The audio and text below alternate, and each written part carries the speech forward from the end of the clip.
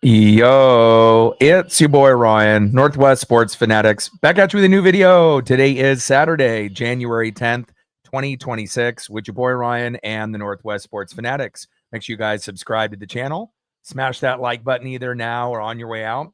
Donate to your boy if you can, Cash App $ORIONNWSF, or the YouTube Super Chat right here. We got the NFC Wildcard Playoffs, the Green Bay Packers versus the Chicago Bears. Kickoff is going to be here in roughly 10 minutes. So let's cue up the music, take a look at the thumb, and let's get settled in for some amazing football this Saturday night. Happy Saturday, everyone.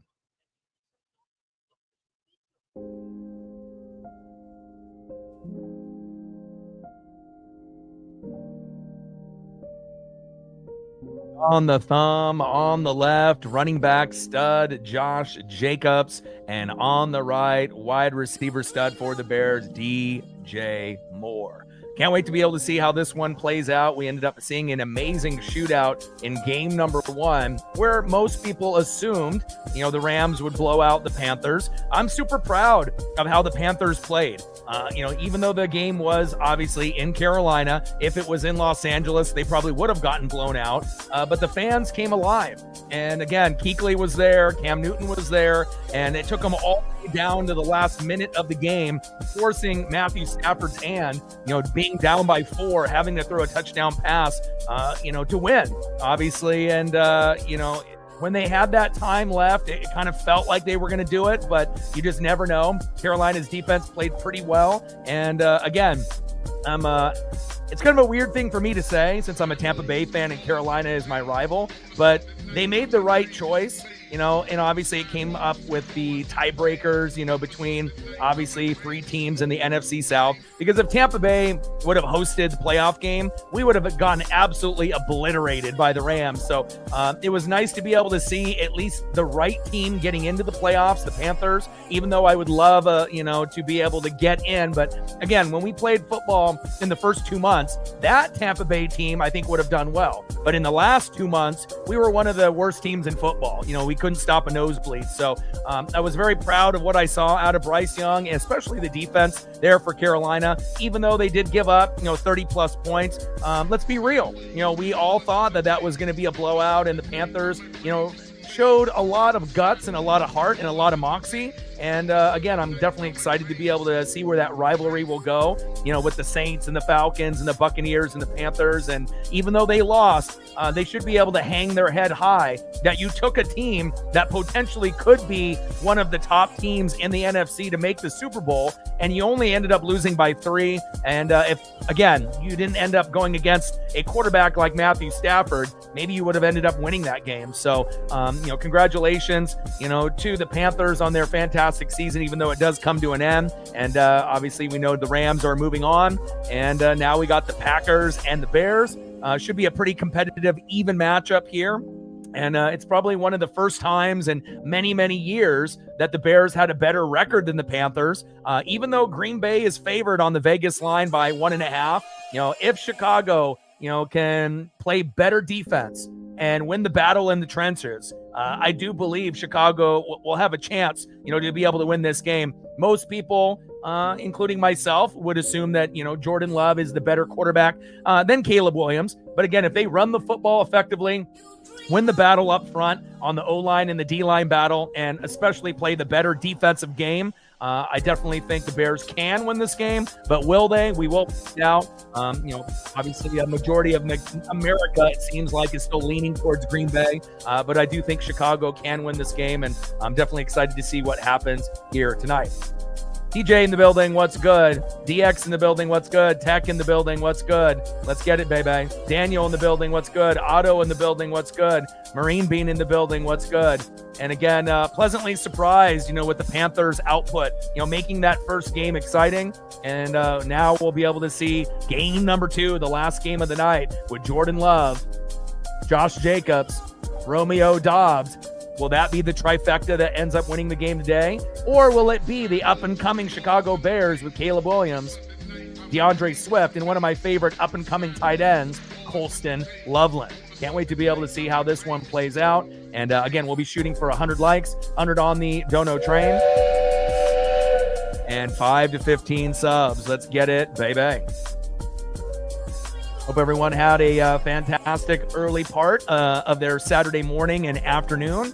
Tomorrow will be fun. I'll be waking up early, taking the pup on an early walk, so that way I can watch the Jags and the Bills go at it in the morning. And then game number 2 will be the Niners and the Eagles. And then obviously we'll be streaming the late game because I feel that will probably give us, the best chance for people to come through, if they have stuff that they have to do in the morning or the afternoon. And that'll end up being the Chargers and the Patriots. And then on Monday night, we'll end up having the Texans and the Pittsburgh Steelers. So if I have enough time to squeeze in, the second game between the Niners and the Eagles, you'll be able to see on social media, if I am live for that one as well. But again, it kind of just depends on Paisley and how she's feeling. But again, definitely excited to be able to see what we get here today between the Green Bay Packers and the Chicago Bears. Let's get it, baby.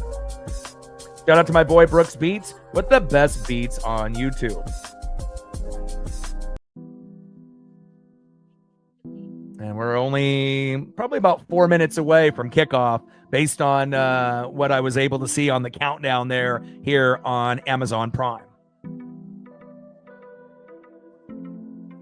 And I obviously could have just went for the traditional Caleb Williams, Jordan Love, but I wanted to be able to showcase a few other guys, on the thumbnail. And, Josh Jacobs and DJ Moore could end up, being a factor here today. Thumbnail turned out good. I got a beautiful Chicago skyline. And again, definitely excited to be able to see on how this one will play out. And again, game number 1 today, Rams winning 34-31 in a shootout. No one really saw that coming. And again, we'll see if Jolly comes through. I know he's probably going to be a little disappointed, but again, you can hang your head high, because again, you probably didn't even think your team was going to make the playoffs this year. And most people assumed even, on the road for the Rams, that they still were going to more than likely blow them out. But again, Carolina showed up, just couldn't play enough defense late on that last drive to hold on to the victory. But again, for the Rams winning, it gives you the better team, and that's going to end up being a better matchup in the next round.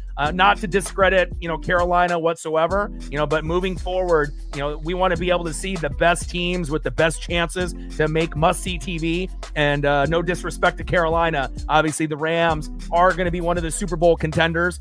Right now, the 2 number 1 seeds with the Seahawks and the Broncos definitely have to be the front runners to make the Super Bowl. And again, we've seen that matchup before with the Seahawks and the Broncos in the past. Legion of Boom going against Peyton Manning. So could we see kind of a foreshadowing of those 2 teams making the Super Bowl again? Definitely. And again, if it ends up being the Seahawks and the Broncos, I give the edge to Seattle. So, we'll have to kind of wait and see how it all plays out. You got to earn your spot, to be able to get there. And hopefully they'll be able to rest up some of the players that have been beat up throughout the regular season. And definitely excited to be able to see who Seattle's opponent is going to be next week. All right, looks like we're just getting ready for kickoff here in just a couple minutes.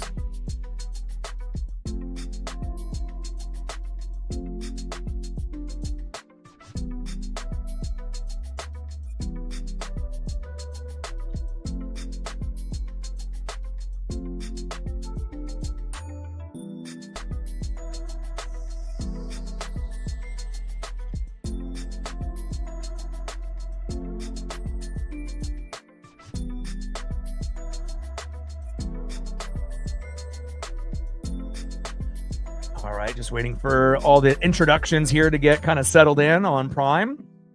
And if you don't have Prime, obviously I'll be able to call the game here and you'll be able to follow along.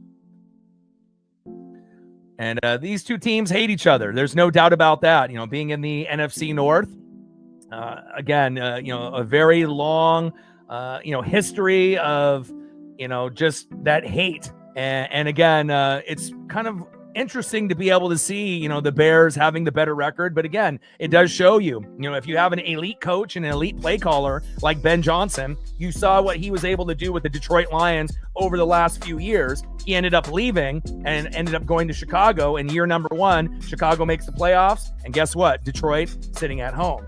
And obviously there is a correlation there because Ben Johnson, with Sean McVay and Kyle Shanahan, definitely one of the top 5 play callers in the NFL right now. And he definitely has a tough test here in Green Bay. But being at home, the Bears have to feel very confident at this moment that they can pull off this victory against a very competitive Green Bay Packer team. All right, Matt LaFleur, Ben Johnson.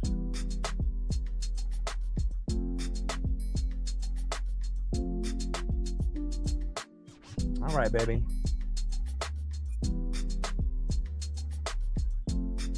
$33 degrees, feels like 17. We had a lot of fog and a lot of colder temperatures here in the Pacific Northwest from last night, kind of going into this morning. I was up at like 5 a.m. So I was up very early today, and I can't wait, man. This is the best time of year, when we're getting into the end of the college football season. We're right in the thick of things, in the NFL playoffs just getting underway, with the Rams beating the Panthers 34-31 in a shootout in game number 1. And can't wait to be able to see what we get here with the Packers and Bears, as well as the 3 games tomorrow, the Jags and the Bills in game number 1 at 10 a.m., the Niners and the Eagles in game number 2 around 1:30, and then obviously the Chargers with Justin Herbert going against the Patriots and Drake May. And on top of that, they decided to be able to not have 3 games on each day, Saturday and Sunday. I like the fact that we're going to have the Texans and the Steelers on Monday night. And then as we transition, obviously, into the week, we will be busting out probably some NHL and some NBA streams, some filler content,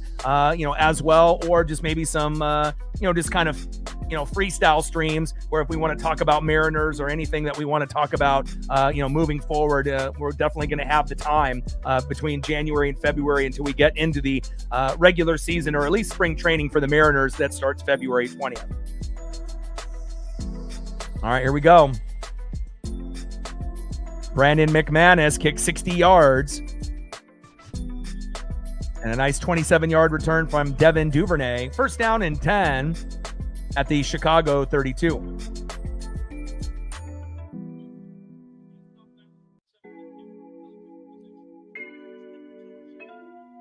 Caleb under center. Hands off to Swift, right up the middle. Good defense there by the Packers. A short gain of a couple. Nice tackle there by Rashawn Gary. Looks like they only give him credit for 1 yard there. Second down and 9 here for the Chicago Bears. 14:52 left here in the first quarter, just underway. Second down and 9 at the Chicago 33. DeAndre Swift with that 1 yard run up the middle. Cooper and company with the tackle. Shotgun set, 3 wide receiver set. Caleb right there, DJ Moore.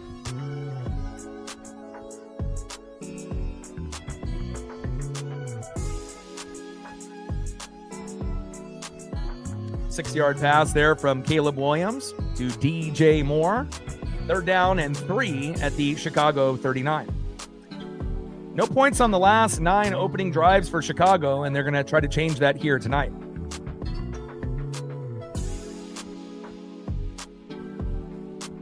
Four wide receiver set. Look for Colston Loveland to be able to get an opportunity here. And we'll see if Green Bay brings the blitz. Shotgun set. They rush 4. Caleb fires it in there. First down, Bears. Move the chains. And again, you're seeing, Caleb evolve in front of your very eyes. Wasn't very good in his rookie season, but getting Ben Johnson calling the plays and giving him the leadership that he needs. Nice job by Luther Burden III, the rookie wide receiver. Him and Colston Loveland have been very, very good for the Chicago Bear offense, led by Caleb Williams. First down and 10 at the Chicago 44. First down, Bears. The Bears. Shotgun set on first down and 10. Pressure up the middle by Green Bay. Floater towards the sideline. Incomplete. Colston Loveland, which we were just mentioning moments ago, the intended tight end. Incomplete.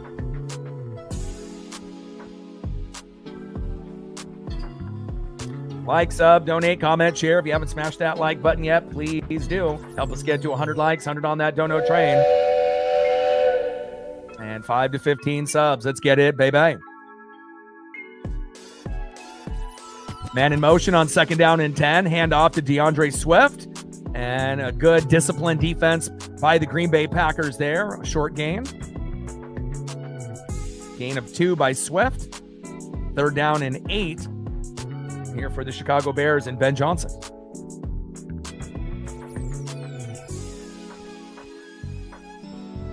Kingsley Nagbade with the tackle. 3rd down and 8 at the Chicago 46. 0-0 here early between the hated rivals, the Green Bay Packers and the Chicago Bears. Trips left, and they go with the screen.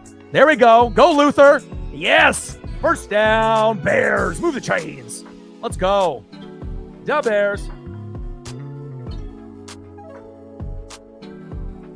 And again, if Caleb ended up having the same coaching, carousel and regime from the previous year, you wouldn't definitely see, the upgrade in his skill set, obviously, in year number 2.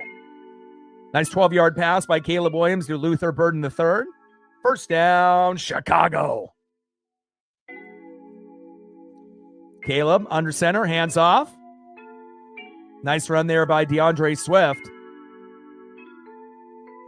Almost a 1st down on that run. And this is a much better drive than we typically see out of Chicago. Like they mentioned earlier in the broadcast, I think they have 9 consecutive pointless drives on their first opening drives to start off games. And this feels like this is going to be a drive where they are going to get points. Nice 8-yard run by Swift. Valentine and Williams for the Packers with the tackle. 2nd down and 2 at the Green Bay 34. Caleb under center, which is pretty rare. You typically see a lot of these quarterbacks, in shotgun set. Look at this trick play. Loveland, don't throw it. There we go. Or is that Cole Kmet? Yeah, it's Cole Kmet. I was going to say Loveland is, I think, 84. And I'm glad that Cole Kmet didn't, get wild there with that trick play. And again, Ben Johnson is known to, kind of mix it up like we used to see in Detroit. Little razzle-dazzle here early, but nobody was open. And if he would have thrown that pass deep when double coverage, that would have gotten picked. 3rd and inches, give me a QB sneak with Caleb Williams. They'll probably hand it off, though. Hand it off up the middle. There we go. 1st down. The Bears. Move the chains. Let's go. Impressive drive here early by Chicago. Ben Johnson is cooking here early. Tooney, the left guard. I like the pull. Manangai. And you usually don't see a team with this many rookies, play this well. But again, when you do have a mastermind like Ben Johnson, that'll do it for you. 1st down and 10 at the Green Bay 24. Man in motion. Colston Loveland. Caleb. Fake toss. Ooh. And that could have been a turnover there. Tried to go with a little bit of a trick play to Luther Burden III, and they're lucky that that ended up being just a loss rather than a fumble. Loss of 4, 2nd down and 14 at the Green Bay 28.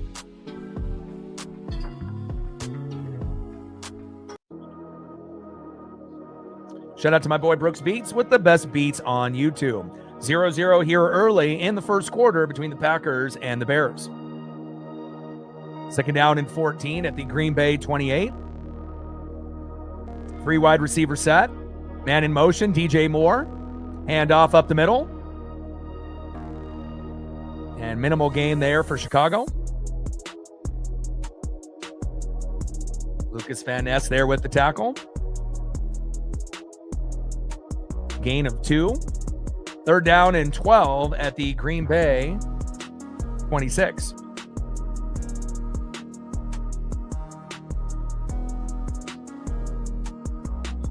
This would be a good down to try to get it to Colston Loveland if possible.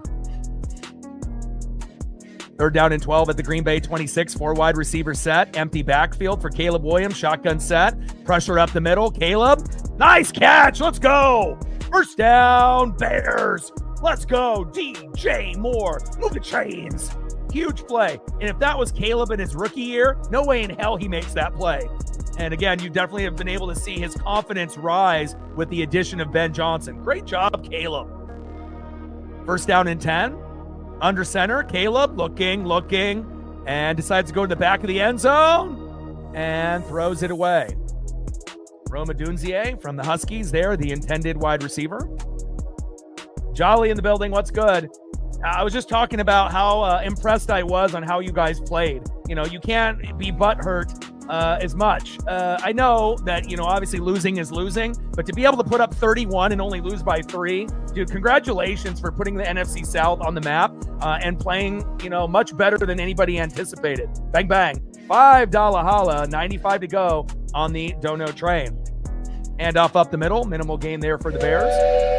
And again, the right team made the playoffs, because if Tampa was at home and was hosting the playoffs, we would have got our ass kicked and would have got blown out, 34 to probably 13. So, you might be really heartbroken and butthurt, but from another NFC South, fan, a fanatic, I was really proud of how you guys played today. And again, if they didn't have Matthew Stafford, you guys probably would have won that game. Your defense played pretty well. Yeah, you gave up 30-plus points, but overall, you guys were going toe-to-toe with one of the teams that's the favorite, one of the favorites, to come out of the NFC. So I know it didn't end the way that you wanted, but you can hang your head high. I was very impressed. Caleb, floater in the back of the end zone on 3rd down and 5, and now it looks like they're going to have to settle for a field goal, but that's better than what they've been able to do on the first opening 9 drives that they had no points. So at least they'll be able to get 3 here, you would assume. Man, dude, you had Kuechly there, you had Cam Newton there. The defense overall played pretty well. You guys were making some good plays. And again, when you're going against the MVP at quarterback and you're going against Puka Nacua, Devontae Adams was back, Kyron Williams, let's be honest, there's not very many teams that can shut an offense down like that besides the Seahawks and a few others in the NFC. So field goal kick is up, right down the middle, 27-yarder, and it is good. The Bears, 3-0 Chicago. Let's go.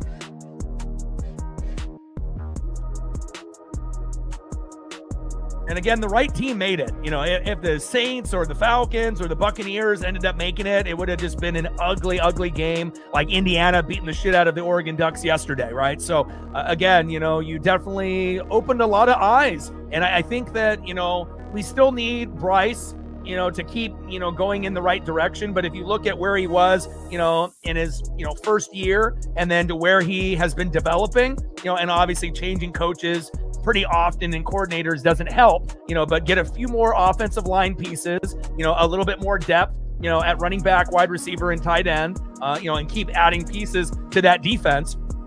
Carolina at some point is going to continue to get better and better and better. And that's going to make the rivalry, better for the Panthers and the Buccaneers, as well as the Saints and the Falcons looking up at Carolina. And again, you guys did the best that we would have been able to do for a representative for the NFC South. Every other team that would have made it against the Rams would have got absolutely obliterated at home, even if they were hosting the game. So, I did want to go to the playoffs, for the 5th year in a row, winning the NFC South crown, but, you guys earned it. And, tiebreakers are a bitch sometimes, when you don't get in, but for you, you did. And I think, a lot of people are going to be looking at the Panthers differently, moving forward. Again, it's not the same old Carolina Panthers. You definitely went from, worst to first, and you showed that, if it wasn't for Matthew Stafford, you were this close from advancing against a team that, could potentially be going to the Super Bowl this year. So, I know it hurts, being that close, but it definitely should give you some confidence, with the roster moving forward, that, you guys might be able to, compete for the division next year and the year after. I'm proud of what you guys were able to do.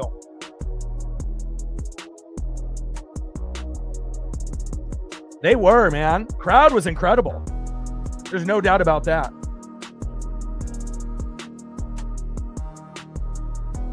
$3-0 Bears.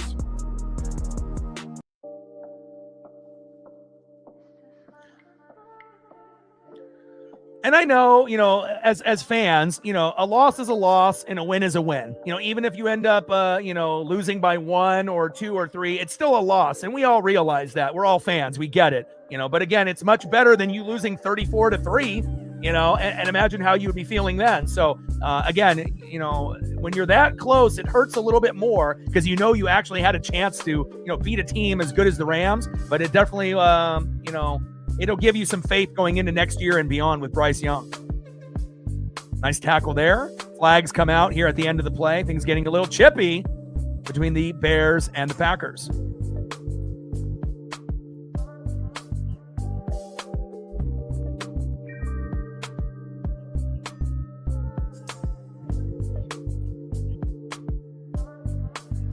See what this flag is after Cairo Santos made that field goal for the Bears, a chip shot for 27 yards. Holding on the receiving team on Green Bay. Self-inflicted wound here early.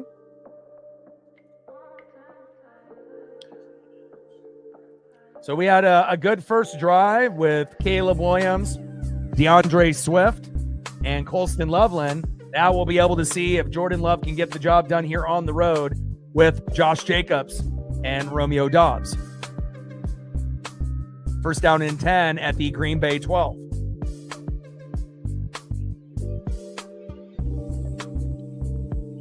Keeson Nixon, the guilty party with the holding. And it's, kind of nice to be able to see some new teams, in the playoffs this year and to see what they might be able to do. Jordan Love under center. Josh Jacobs in the backfield, man in motion. And they run a little jet sweep.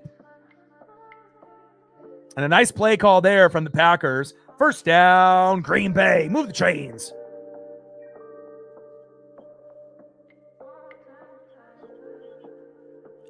Yeah, and again, your defense, I wish Tampa's defense, could play like your guys' defense and what you guys were able to do. Still a work in progress. I mean, anytime you end up going 8-9 or 9-8, you obviously are a huge underdog and no one's going to give you a chance. But let me tell you, you opened a lot of eyes for a lot of NFL fans out there.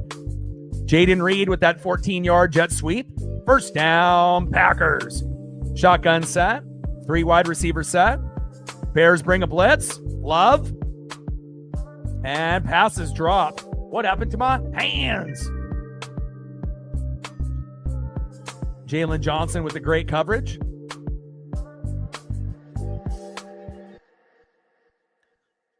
Second down and 10 at the Green Bay 29. Christian Watson with the drop. And we got about 6 minutes left here in the first quarter. 3-0 Bears. Yeah, that's not the defensive coordinator's fault. That's just Matthew Stafford being the, offensive MVP. I mean, if it was any other quarterback but him, you guys probably would have won, honestly. Love, throw to the sideline. Nice catch there. And close to a first down, just short of the marker. And imagine if Green Bay still had Tucker Kraft, how much better they would be.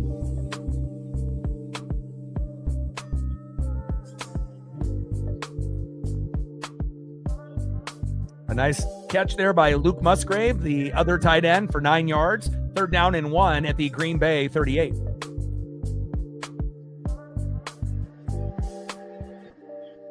Third down and 1. Love under center. Bears showing blitz. Play action.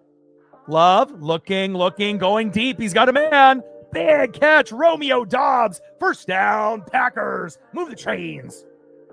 And again, we already know Jordan Love loves to be able to hand the rock off to Josh Jacobs. But Romeo Doubs, there's a reason why we're going to showcase the photo. And again, he doesn't want to have any CTE. That's why he's wearing that protective guard on the helmet. But Romeo Doubs, big play, 33-yard pass from Love to Doubs. First down, Packers. Move the chains. Big-ass helmet, indeed.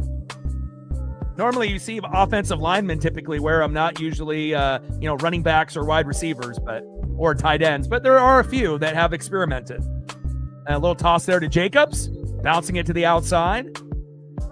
And just short of the first down marker, about 9.5 yards there. Nice run there by Josh Jacobs.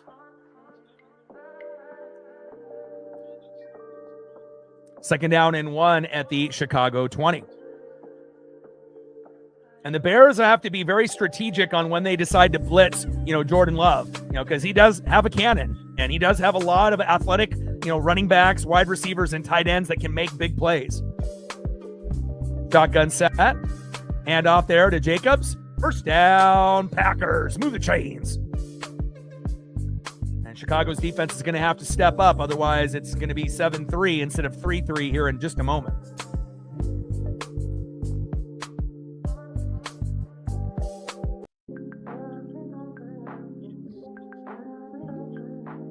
Hope everyone is having a fantastic Saturday. NFC wildcard playoffs. Game number 1 was amazing in a shootout with the Rams.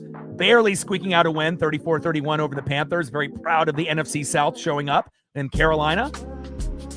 And now we have a 3-0 lead here for Chicago in game number 2. Love under center, hands off. Josh Jacobs bouncing it to the outside.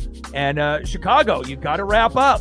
And again, normally, wrapping up is something that they've been able to do for a good chunk of the regular season. And we know Jacobs can be slippery, out there, but they got to be able to wrap up, and got to be able to get to Jordan Love. Got to get some sacks and some hurries and some pressures. 5-yard run, 2nd down and 5 at the Chicago 10.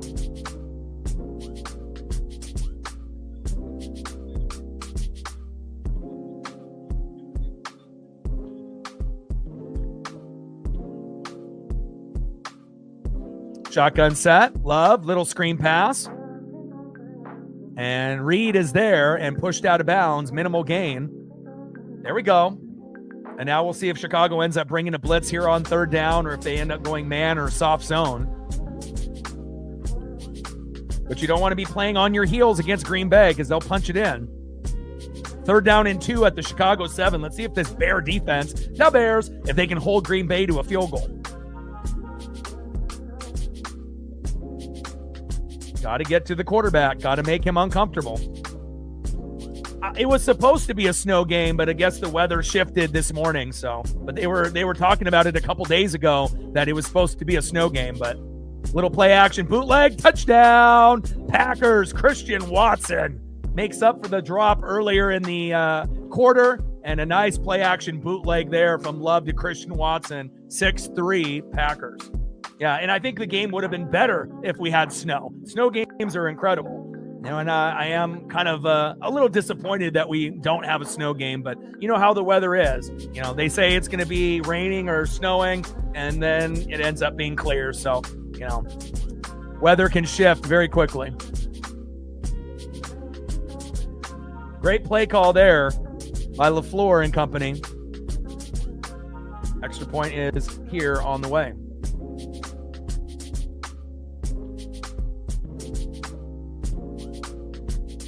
And we got a Bear down. Brisker is down. Hopefully Jaquan Brisker is okay.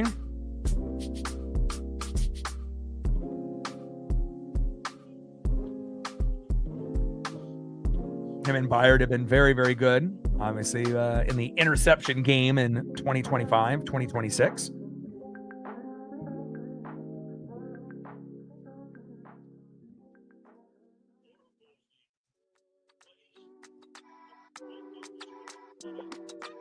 And obviously, if it ended up being a snow game, the game would be lower scoring, but then every big play would be more magnified. And, who doesn't like playing in the snow, let alone watching a game in the snow? So, I know for, every kid growing up, if you have a choice of playing in the rain or snow or just normal weather, you're definitely going to take the latter. All right, Brisker gets up and he's being tended to by multiple trainers. Hopefully he'll be able to come back. Maybe got the wind knocked out of him. But a nice 7-yard touchdown pass from Jordan Love to Christian Watson, making up for that earlier drop in the quarter. And extra point is incoming here momentarily.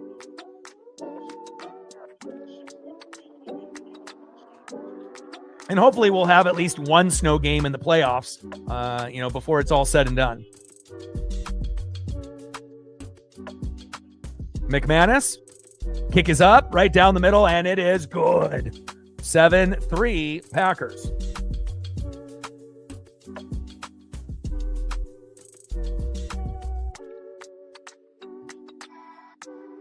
Good action here early on. 2:06 left in the first quarter, 7-3 Green Bay.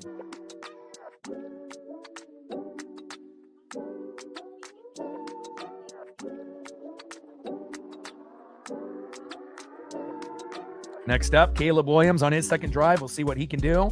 You know, DeAndre Swift will be able to mirror what Josh Jacobs does on the ground, and I'm really looking forward to seeing if Colston Loveland can get into the end zone. Again, he's been very, very good. Luther Burden has been very, very good. The third, a lot of rookies on the Chicago team, but again, they are hungry. They're well coached, and we will see what Caleb does here after the commercial break.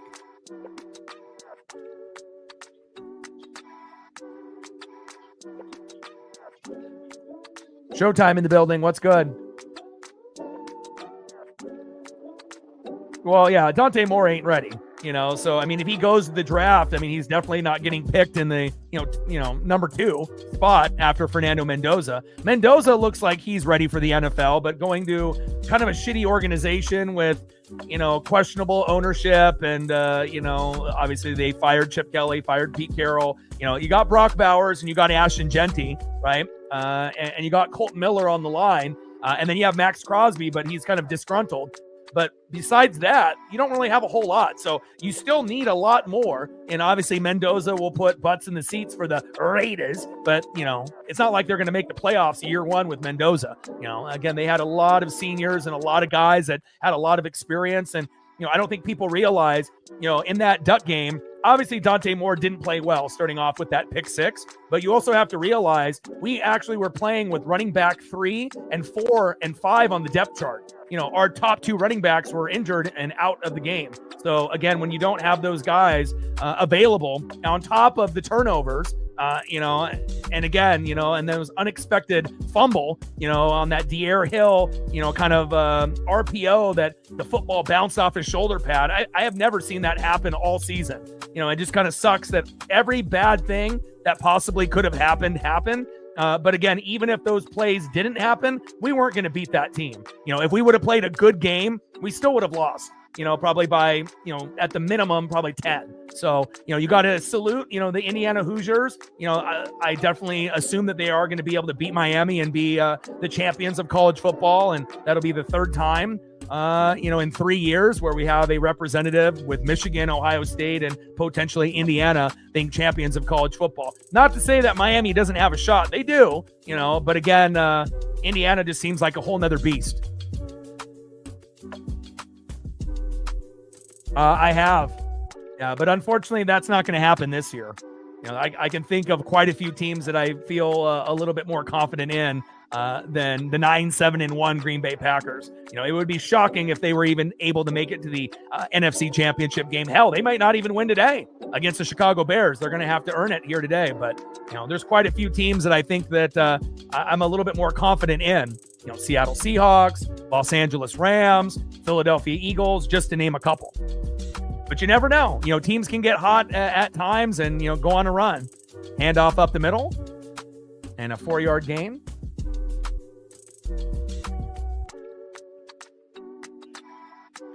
Yeah, Jets are not going to take him at 2 and sit him. Not going to happen because look at how many holes they have. They already got rid of Quinnen Williams and Sauce Gardner, 2 of their high-profile athletes that they just traded away in the middle of the season. So you got to think, Garrett Wilson isn't happy. Breece Hall is probably gone. So it's like they got a lot of pieces that they need to be able to get. And Dante Moore is not NFL ready. So there's no way in hell that even if he was going to come out, the Jets would not take him at 2. That would be the dumbest thing ever. 4-yard run there by Monangai on that first play. And Green Bay getting rowdy there. And another minimal gain there by the Bears offense. Got to sling it, Caleb.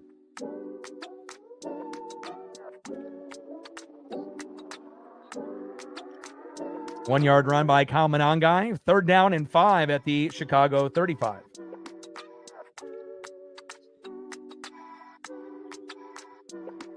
Man in motion. Luther Burden III, great rookie. Shotgun set. Caleb getting the pressure. Bootleg, throwing it outside. DJ Moore with the catch, but about 3 yards short of that first down, and that's going to turn into a punt for the Bears.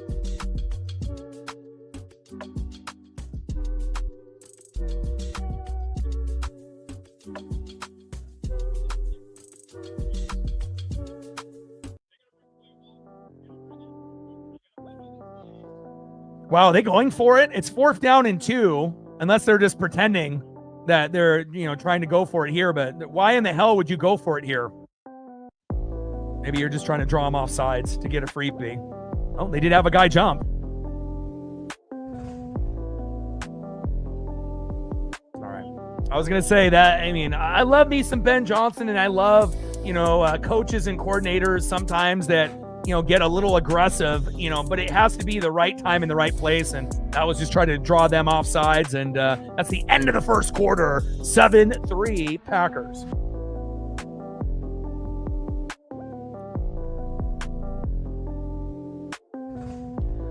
Yeah, and again, when you have certain teams, like the Raiders and the Jets and the Browns, there's not a whole lot of hope. At least the Browns, every 5 to 7 years, they'll have an amazing defensive, roster with Myles Garrett and a few others, and then they end up getting someone like a floater, like a Joe Flacco, and then they end up, maybe making a wild card once every 5 to 7 years. But even that particular organization, it all starts at the top. And if you don't have a good owner and you don't have a good GM and you don't have good coaches and coordinators, it doesn't matter who you have at quarterback, running back, wide receiver, tight end, defense. It just doesn't, because again, that culture, ends up bleeding over into that next team and then the next team and then the next team. And then there's just no hope. And again, it takes a right type of person to be able to turn things around. But unfortunately, with some of these teams, they still haven't been able to figure out, the right combination of players and coaches.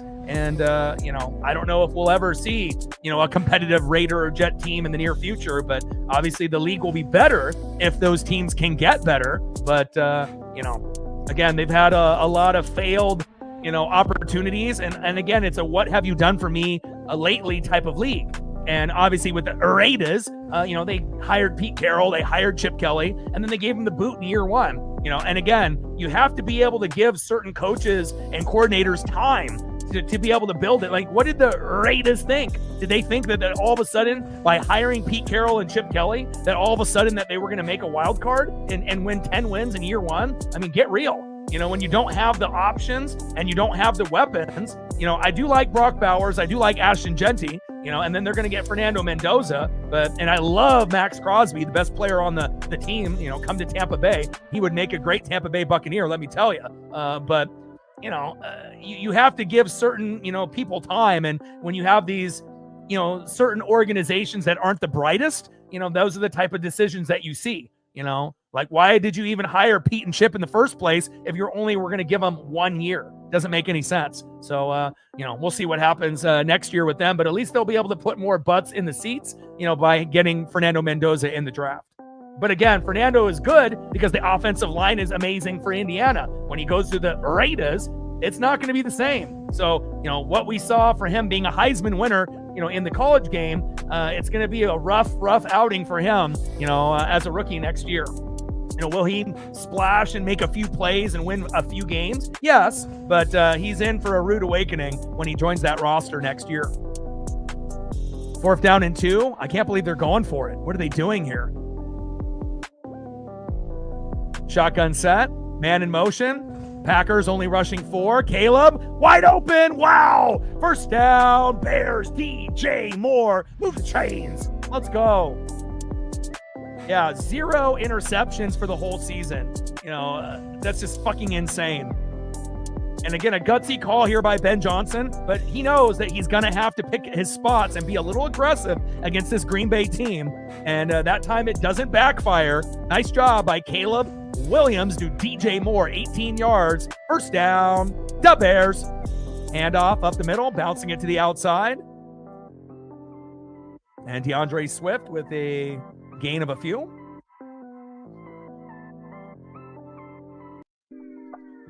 But first gutsy play by Ben Johnson, going for it on 4th down and 2, getting a big play. DeAndre Swift with a nice 3-yard run. 2nd down and 7 at the Green Bay 41.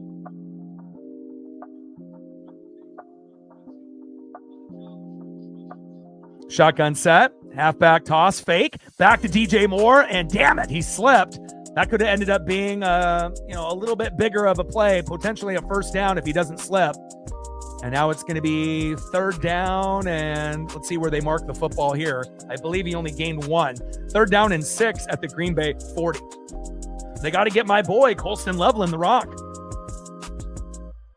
When the Bears ended up taking Colston Loveland before Tyler Warren came off the board for Penn State, who was most people's #1 tight end in the country.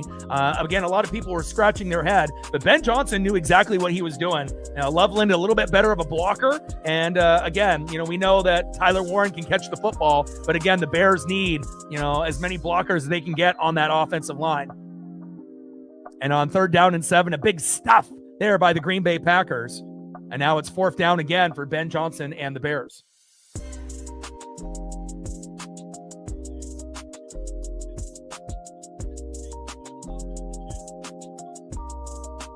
Yeah, they had what? Belichick and Saban back in the day before they became Belichick and Saban. 4th down and 6, and the Bears are going for it again.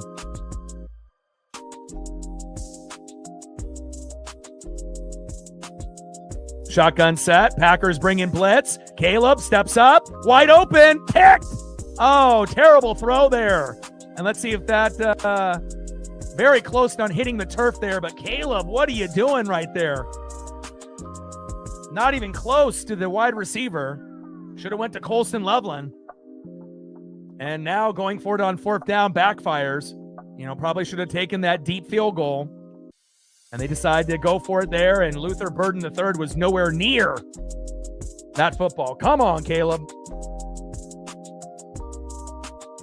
Big interception there by Carrington Valentine. But that really wasn't on Valentine. That was just Caleb. I don't know who the hell he was throwing to. He wasn't throwing to one of his teammates, that's for damn sure. And that's the type of shit that can happen when you have an overly aggressive head coach and play caller. I love me some Sean McVay. I love me some Kyle Shanahan. I love me some Ben Johnson. And again, I've had Chip Kelly. I've had, and I still have Dan Lanning. So I know what it's like, to be able to see, firsthand, having kind of an overly aggressive guy, call plays. And sometimes it works out like it did on that first 4th down drive. But on that second 4th down, probably should have taken that long field goal with Santos making it 7-6, and ended up biting you.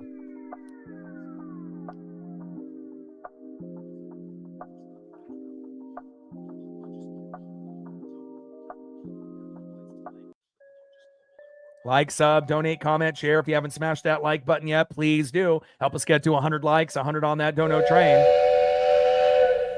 And 5 to 15 subs. Let's get it, baby. We'll see what Jordan Love can do next with Josh Jacobs and Romeo Doubs. Chicago's defense is pretty good, though, with Byard and company. They've been able to get quite a few interceptions, and don't be surprised, if the Bears end up getting a fumble or a pick in this game, and, they may need to get a pick 6 or a fumble for a touchdown or a special teams touchdown to win this game, but they definitely have very capable secondary members that could end up picking off Jordan Love once or twice in this game, and they may need to do that to win the game. Facts.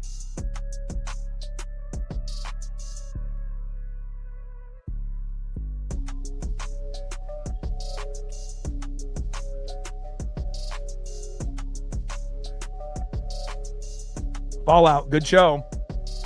Last episode was fire. Started off a little slow in season 2, but if you are following that show like myself, a lot of action on the most recent episode.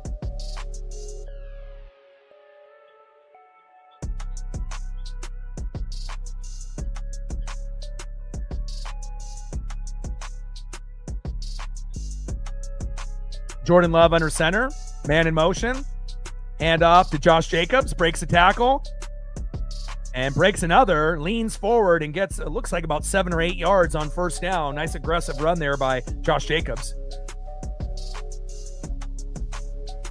And that might have been a timed route where that was, on the wide receiver, maybe not on, Caleb, because you have to realize, there's 2 types of throws where you throw at the player and then you throw at a spot.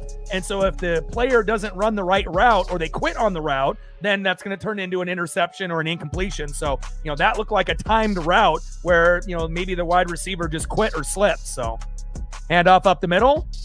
Cut back. Nice run by Josh Jacobs. First down, Packers. Move the chains. Never played the game, but I have been watching the show and, obviously watched season 1. And I have friends that played, but me personally, I never played it though.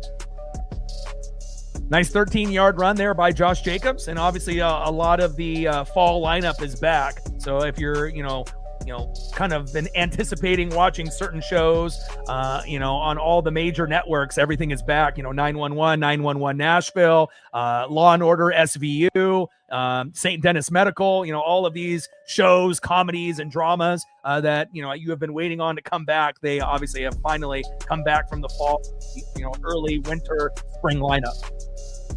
And we got a player down here for the Bears after that incomplete pass. Hopefully he's okay. Looks like that lets Booker down, defensive end.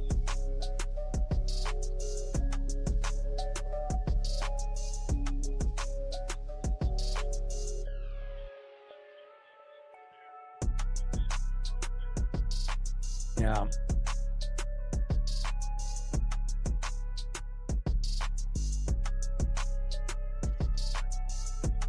Jordan Love passing complete to Booker there with the coverage. And then Edwards injured on the play, and very lucky that didn't turn into a fumble and a recovery there for Chicago. 11:04 left here in the second quarter, 7-3 Green Bay. But I was up early, like at 5 a.m. and I'm a big TV guy and I'm a big show guy. So, whether it be Law and Order SVU or, going from a drama to, St. Dennis Medical for a little comedy. Obviously that one's got the lady that played the mom in the Goldbergs. Pretty funny show that takes place in kind of a fictitious hospital in Oregon and whatnot. It's pretty funny. And then, then you got 911 and you got 911 Nashville. So, just kind of depending on if you watch ABC, CBS, NBC, or Fox. I like to be able to keep up with the shows, when they're going on and whatnot. Obviously I'm going to be watching a lot of sports and I'm going to do a lot of reading and a lot of film study, but, it's also nice to be able to kind of get some of those other shows, under the belt as well. And obviously Fallout in the new season as well. And, obviously Stranger Things just wrapped up and obviously finished that. So, there's a lot out there to be able to kind of tap into. And obviously Pluribus on Apple TV Plus was fantastic. I decided to rewatch Severance, season 1 and season 2. So I'm almost done with season 2 and I've been binge watching that, even though I've already watched it once, to kind of go back and watch it again. Sci-fi is my favorite genre besides probably comedy. But I do like Law and Order SVU a lot, and I've been watching that show for, the longest time. So it's one of those things. I don't give up on shows. Once I start something, I kind of stick with it all the way to the end. I even watch Grey's Anatomy, believe it or not. So, if I start a show, it's hard for me to give up on a show. It's one of those things. It's, I'm kind of committed to the very end until the show is no longer playing. So 7-3 Green Bay. Second down and 10 at the Green Bay 33 as we're getting close to coming back here from the commercial break.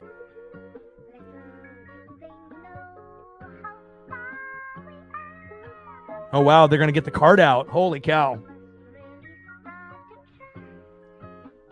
Aircast is on. That's tough. Looks like Edwards' season potentially might be over here. Prayers up to him. Hate seeing guys go on the cart. The only time it was cool to see a guy in a cart was when the early Maddens on Sega Genesis, when you could have a guy get injured and then the little ambulance would come out and take the player away. But that might be the only thing. Prayers up to TJ Edwards as he gets driven here to the back, and I assume that they're going to end up doing some kind of MRI, and prayers up to him. Hate seeing injuries like that. 7-3 Green Bay. Bay. I'm actually rooting for the Bears in this game. So.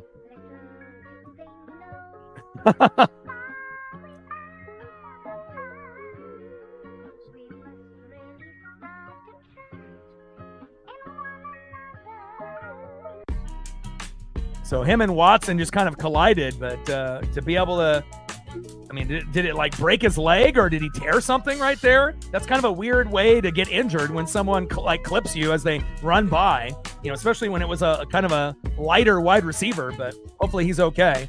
Shotgun set, play action. Jordan Love keeping his eyes downfield. Nice catch. First down, Packers. Move the chains.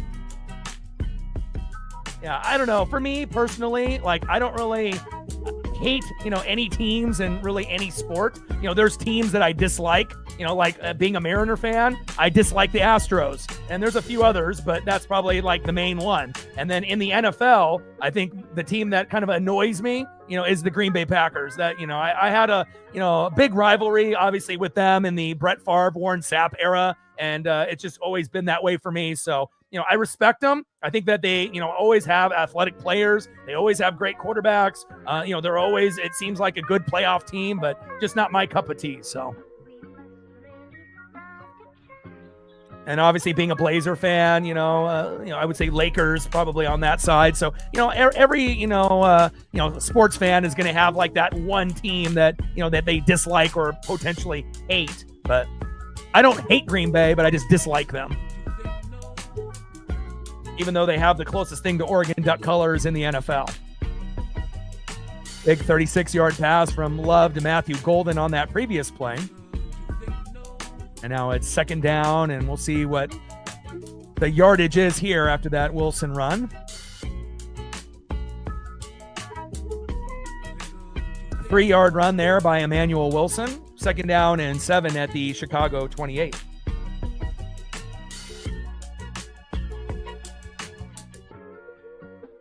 Love steps up in the pocket. There we go. Big hit.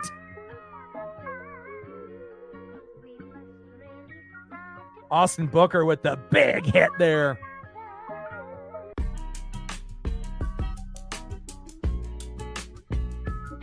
Mollywop Jordan Love there. And they're going to need a few more big hits like that if they're going to compete.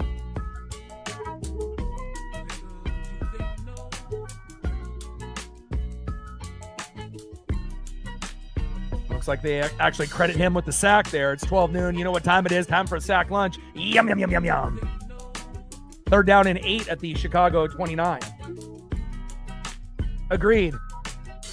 And a lot of times it's based on the offensive coordinator or the head coach that made those guys better. If Caleb didn't have Ben Johnson and he wouldn't, be in the playoffs and we wouldn't be talking about him today. And then obviously with Kubiak, with Darnold, and then Baker is been good with, whoever is going to be, calling the plays, whether it be Liam Cohen, who ended up being the Jags head coach, obviously this year. And then obviously with what we have currently in place, now. But, again, I was hoping that Todd Bowles and everyone would be fired on the staff and we could kind of start over. But we're going to have to wait at least one more year before Bowles, I assume, gets fired. But it is nice to be able to see, struggling, quarterbacks, find, a new head coach and a new coordinator to mentor them and then to get them to be what we expect them to be, especially if you're a high draft pick like Caleb, number 1 overall. Third down and 8. Shotgun set. Trips right. Pressure up the middle. Nice catch. Romeo Doubs, first down, Packers. Nice 10-yard pass from Love to Doubs. And again, the Bears, if they're going to win this game, they have to, run the football effectively, and they have to be the better defensive team, which means fumbles, picks, pressures, and sacks. We haven't seen the interception yet. And again, we know how athletic the Packers skill position players are. I mean, when's the last time the Green Bay Packers, didn't have a good quarterback, athletic running backs, wide receivers, tight ends? I mean, it feels like, ever since the 90s and until now, they've always had athletic players and obviously good quarterbacks all the way around. And really what makes the difference for Green Bay is, how good their offensive line is or their defense, and specifically their special teams. When those end up getting improved, then you see Green Bay going a little bit deeper. 1-yard run there by Josh Jacobs. Second down and 9 at the Chicago 18.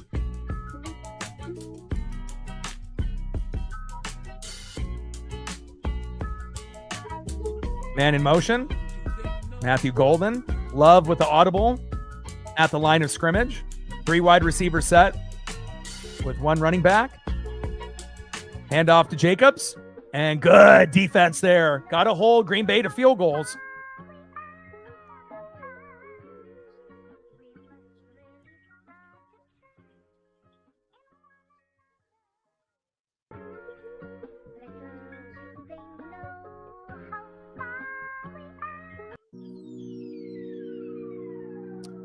No gain for Josh Jacobs. Robinson and Booker with the stuff at the line. 3rd down and 9 at the Chicago 18. And we'll see if they can hold them to a field goal or potentially get a turnover here. Shotgun set. 5 wide receiver set with no empty back here for Jordan Love. Shotgun set. Bears rush 4. Love steps up. Floater. Touchdown, Packers. Wow. Beautiful play call there. And Jaden Reed getting behind the linebacker there. Beautiful play call. And the Bears defense needs to regroup at halftime. This is not the Chicago Bear defense that we saw in the regular season. And a great job there by LaFleur and company. Wow. And again, look at that touch pass by Jordan Love. You couldn't have dialed it up any better than that. And a beautiful route there by Jaden Reed. And again, when you end up getting behind the linebacker, it's a wrap. You know, there's no linebacker is going to be able to keep up with the receiver like Reed. Nice 18-yard pass. Extra point incoming here for Green Bay. Extra point is up. Right down the middle, and it's good. 14-3 Green Bay. Chicago desperately needs a field goal or a touchdown before half.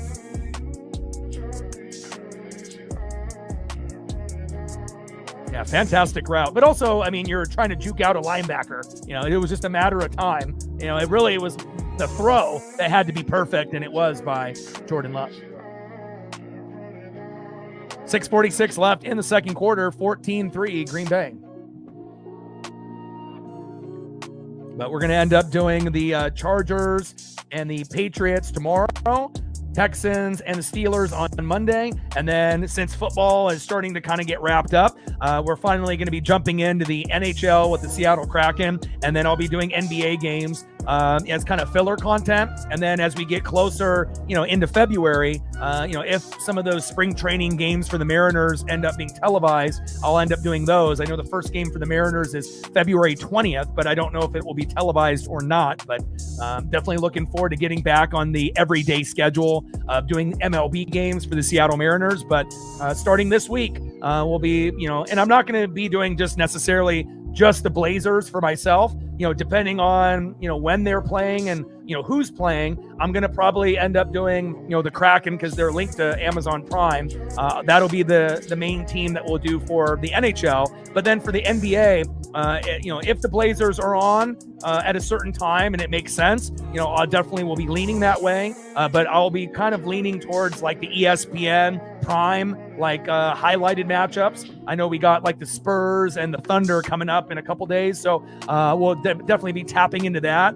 And obviously, I would prefer, to do more, NFL, college football. But now we're getting kind of the end of the season. And, I have to be able to work, not necessarily every day, but I can't just work, 2 days a week, now depending on what we get with support and whatnot. So, you got to be able to do a little bit, throughout the week, Monday through Friday as we're kind of waiting, for the football games to come around. But, we got the Natty coming up on the previous or upcoming Monday. Not this, obviously Monday, but the following Monday. But, lots of NFL playoffs. One more college football game, and then a little NBA, a little NHL. And then I wouldn't be opposed to doing some freestyle streaming where, we just stream live and we just talk about whatever, whatever it is, just go live for an hour to 2 hours. And, whether we throw up photos of old school, players in any sport, or we talk about,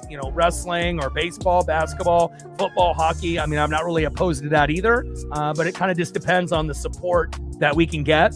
I wish there was more news, for baseball and the Mariners, because I wouldn't mind, doing some Mariners, baseball talk, on the live streams, but there really isn't a whole lot to talk about just yet until we get closer to the spring training for the MLB season.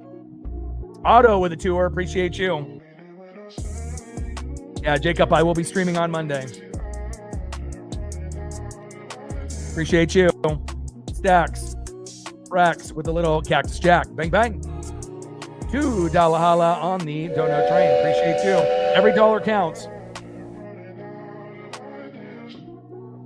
14-3 Packers. And shout out to my boy Brooks Beats with the best beats on YouTube. Oh, yeah. They were scuffling pregame, and they always scuffle in pregame. These two teams hate each other. McManus with the 64-yard kick. Duvernay with a 25-yard return, 26-yard return. First down and 10. And Caleb Williams looking for a man downfield and not finding him. And that's better than throwing an interception to Green Bay. Short game there for the Bears.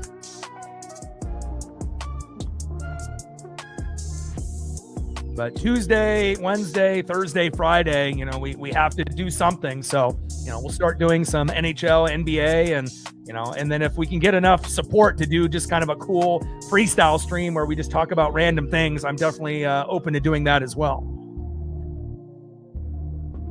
Man in motion, Luther Burden III, handoff to Swift up the middle. And a good tackle there by Green Bay. Second down and 8 after the Caleb Williams 2-yard run on the sideline. Let's see what they end up giving DeAndre Swift on that particular carry.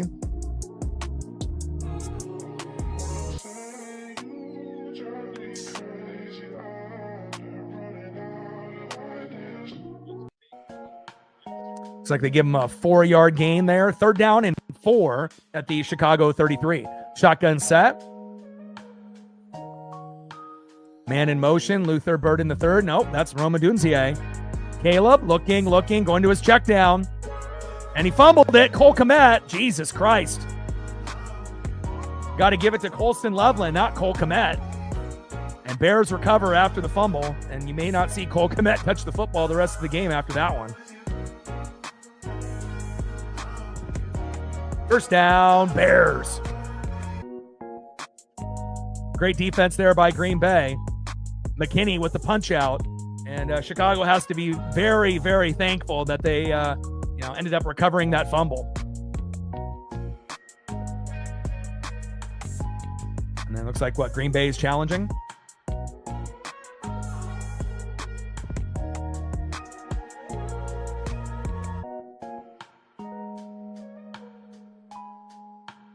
What are we challenging?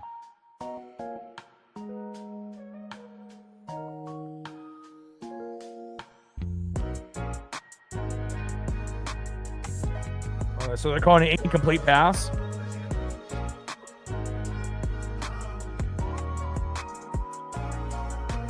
Let's look at the replay here.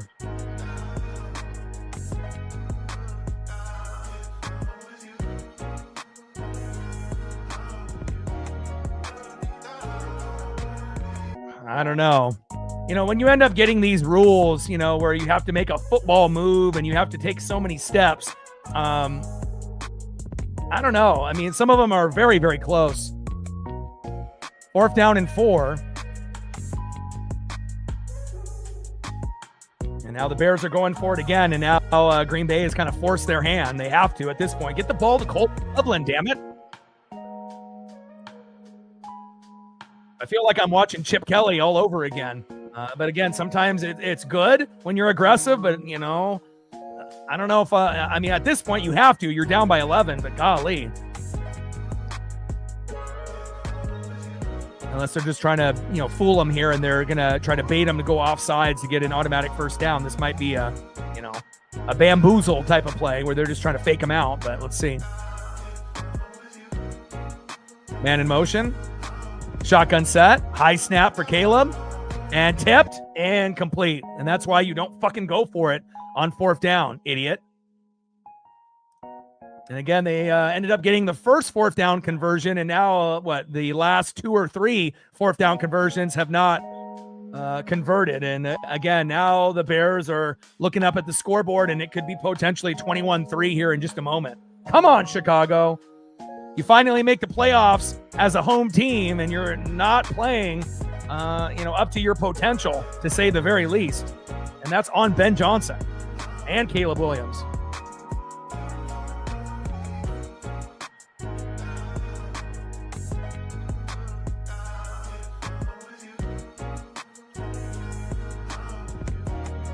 It's going to be 17-3 or 21-3 here before half. There's just no doubt about that. Jacobs bouncing it to the outside. And I guess the only thing that you can pray for if you're a Bear fan right now is that you finally get a fumble or a pick, and then you end up scoring before half. That might be the only saving grace for Chicago as we have another Bear down. And that's why, it doesn't pay, to keep going for it on fourth down. I mean, no matter how confident you are, in your play calling abilities, you're not the one actually throwing the football, Ben Johnson. It's Caleb Williams. And last time I checked, Caleb isn't a top 10 quarterback in this league. He might be top 16, but he's got a long ways to go before he's considered top 10. And, that you're taking a big risk by going for it on fourth down on almost every fucking drive with a guy that's a top 16 quarterback. Yeah, I know, he's a former number one pick, but, he definitely has still a long ways to go, before we consider him, a top 10 guy. Facts.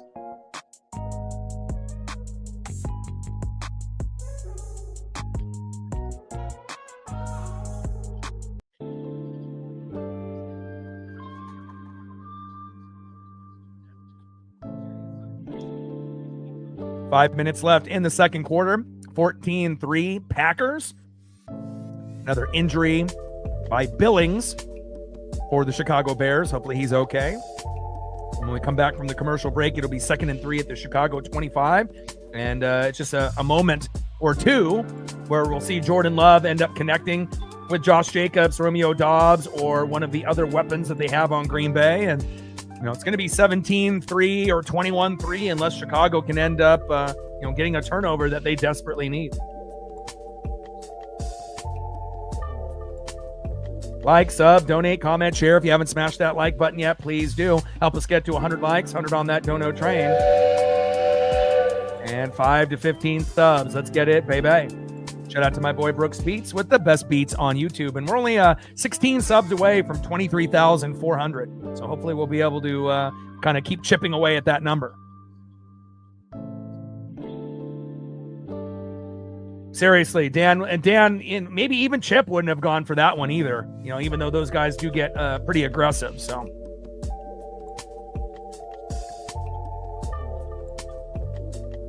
what's everyone's availability tomorrow?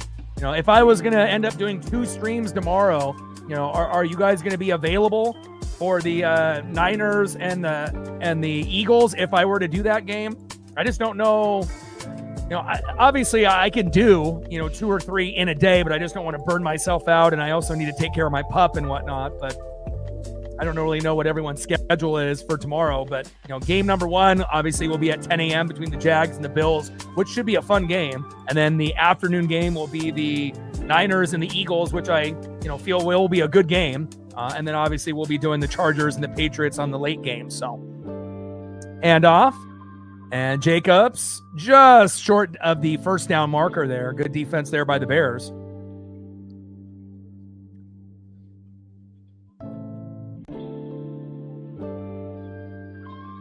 And now that's going to be 3rd down and 1 at the Chicago 23.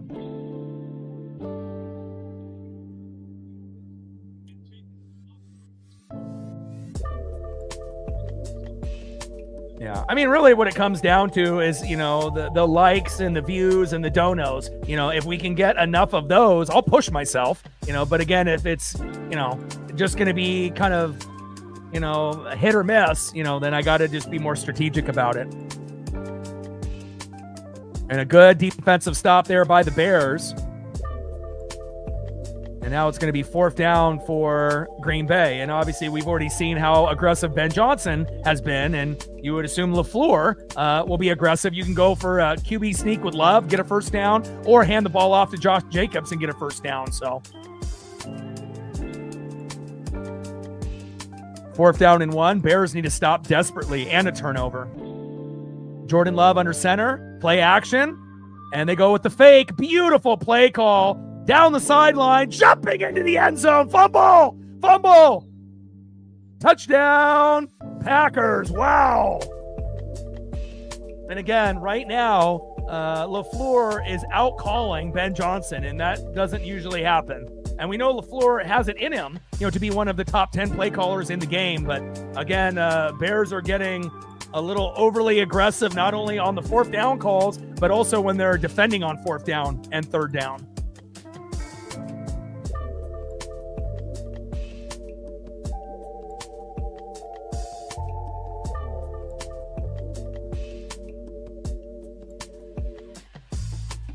All right, first down at the 1. Well, so they're not going to give him the touchdown there since the player fumbled, and then another Green Bay player ended up recovering. Interesting. I like the effort there by Green Bay, but they ripped that football out before he did get in. Christian Watson with another mistake. Good defensive play by the Bears. And then recovered by Romeo Doubs in the right place in the right time. Hell of an effort, though. I like effort plays. I'm a defensive guy, so, I love effort. And now we're just momentarily waiting for Josh Jacobs to get this touchdown here in like a 1 or 2 plays. Shotgun set. Oh, they go for a pass. And why would you pass it there? Now they're getting a little too cute for themselves. Just like hand the ball off or do a QB sneak, so that way you can give the Bears 3 minutes to try to get a touchdown before half. I mean, they'll be down 21-6 or 21-10, but I guess that's better than being at 3.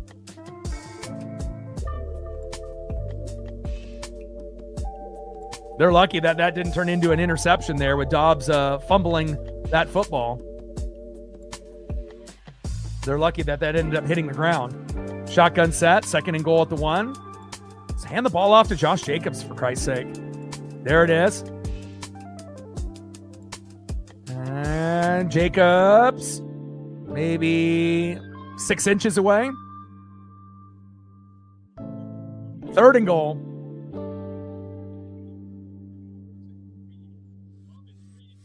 Yeah, I mean, they've already should have scored a touchdown with Jacobs already. It's like they're getting too cute. Why are you throwing it to Romeo Doubs? Why are you hanging on to the football if you're Jordan Love? Like, you're almost asking to make a mistake here. You got a 14-3 lead. You're taking advantage of Ben Johnson being overly aggressive. Green Bay looks like the better team in the first half on the road. There's no doubt about that. And there's no time to get cute about it. The more cute you get with your play calls, that's when mistakes fucking happen. You don't want to let the Bears get back in it here. And timeout, Green Bay.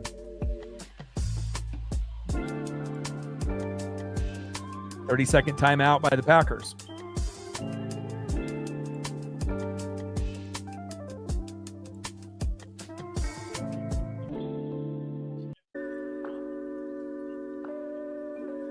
This is what you do. You hand it off to Josh Jacobs. Boom, touchdown. Simple as that. Doesn't take a rocket scientist to learn that. And then if you're not going to hand it off, to Jacobs, just do a QB sneak with Love. I mean, it's not that hard. I mean, could you score a touchdown by throwing the football? Of course you can, but it's more risky. All right, here we go. 3rd and goal. See what the Bears can do here, if anything. Love under center. Hand off to Jacobs. And they stop him. Now it's 4th and goal, maybe a couple inches away. And, of course, they're going to go for it. Nice job by Byard and Edmonds with the tackle. Sandwiched him up like an Oreo cookie. And now we're at the 2-minute warning. Crazy, how it should already have been 21-3, but I guess on the flip side, if they end up getting the touchdown on 4th down, that ended up bleeding another minute and a half off the clock. So that gives the Bears less time to score on that end. So I guess on that side of it, strategy-wise, if they end up getting the touchdown, then it will work out for them. But if they end up getting stopped by the Bears, or if the Bears get a turnover, obviously they'll be backed up on their own 1 or 6-inch yard line, but definitely going to have to make a lot of adjustments in the second half. And, again, you're down by 11. You've been super overly aggressive, and it's probably going to continue that way the rest of the game because you're down by 11 points right now, and potentially you're going to be down by 18 if they just end up handing the ball off to Jacobs and he gets in. 100% agree with you.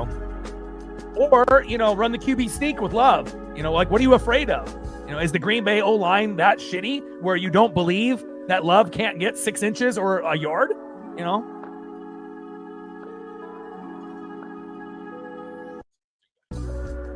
2-minute warning, 14-3 Green Bay.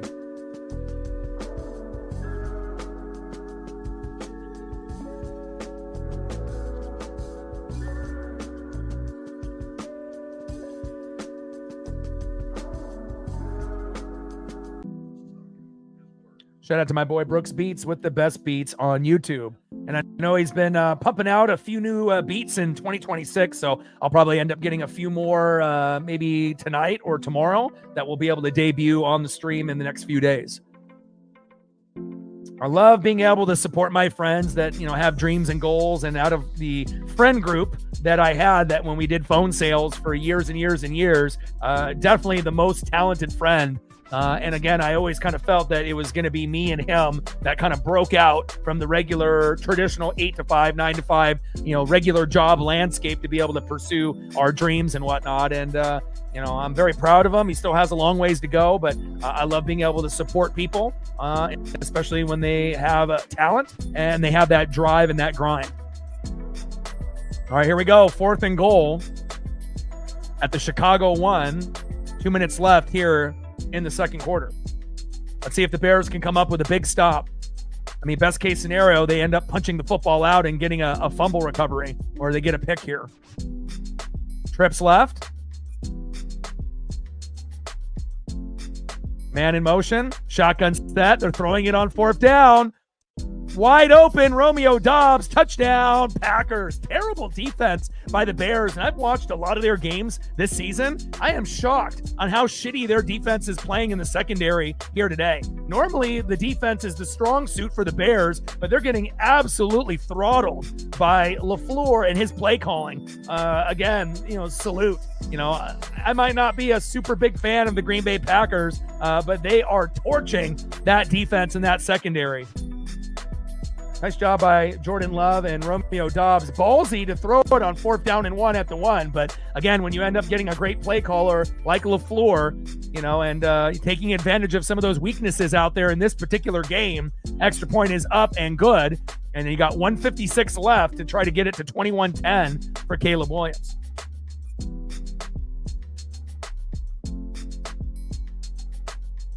Yeah, definitely not the defense that I was expecting to show up here today.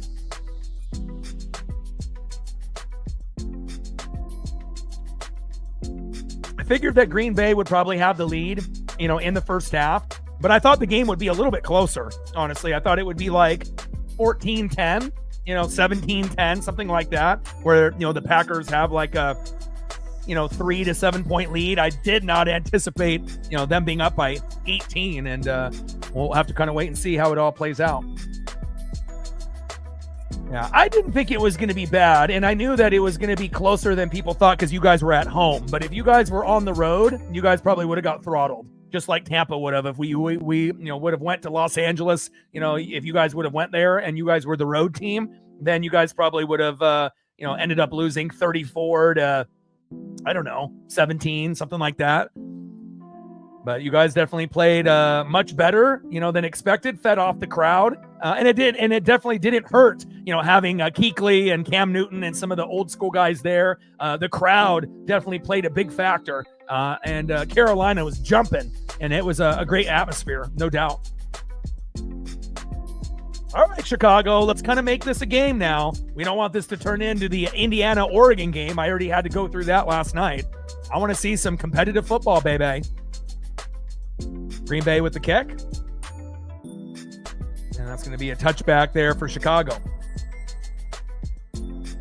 Yeah, Greg was in the booth. He's super underrated, too.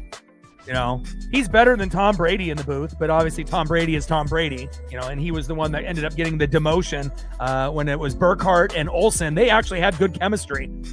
I feel like Brady, we know how great of a player he was on the field, and obviously he helped me win a Super Bowl. I appreciate that. But as far as him on the microphone, he's still a kind of a work in progress, in my opinion. Like, I feel like a lot of times he's screaming and shouting at times when he doesn't need to, he's like, trying a little too hard and whatnot. So shotgun set for Caleb. First down and 10. There we go.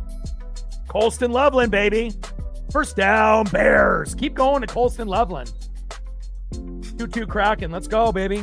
And again, I am looking forward to doing, some Kraken and some NBA games. And, we'll do the showcase games on ESPN and Prime for the NBA. And then I might mix in a Blazer game if, that's available. And then also, the Kraken is on Prime as well. So, that'll give me a good opportunity to, do a little bit of those filler streams throughout the week. Caleb, Jesus Christ, almost threw another pick. Good pressure by Green Bay there, and he got incredibly lucky that wasn't picked off again. After that beautiful 22-yard pass, Caleb Williams is very lucky that didn't turn into pick number 2.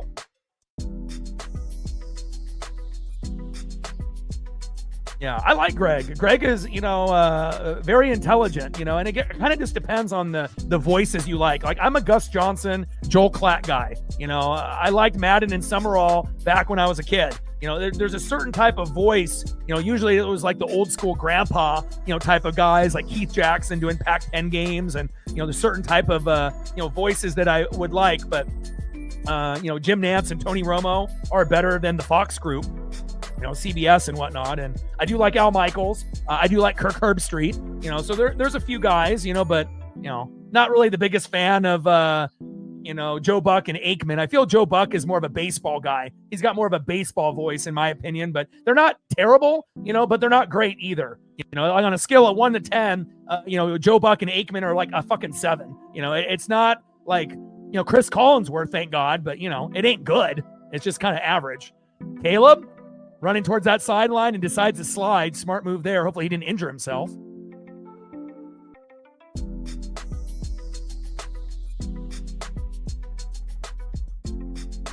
And they've already gone for it a billion times. 4th down and 4. And now they're going to have to, go for it again? Kevin Harlan. Bang! Mike Tirico. Yeah, everyone's got, certain favorites and whatnot.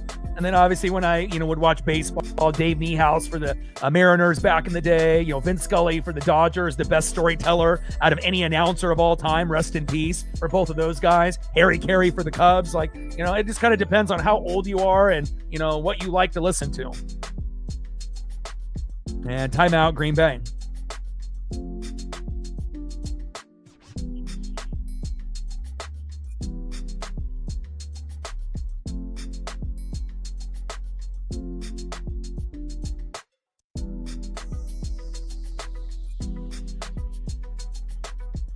Potentially could have Rams and Eagles. If the Eagles beat the Niners tomorrow, that would be must-see TV. And then Seahawks Packers would definitely be very, very good. All right, 4th down and 4 here for Caleb. Packers rushing 4. Caleb. And complete. Terrible. And that's what happens when you go for it on 4th down and you don't have a reliable quarterback. A quarterback that's a work in progress.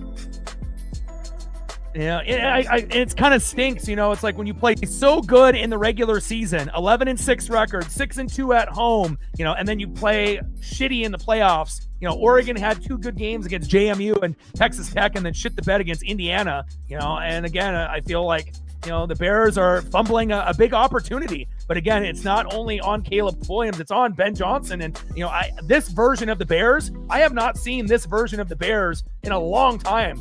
This is very shocking, to be able to see this poor of an effort. Maybe Chicago needed to be on the road and to be the lower seed to play better, kind of us against the world mentality, because them at home, this ain't cutting it.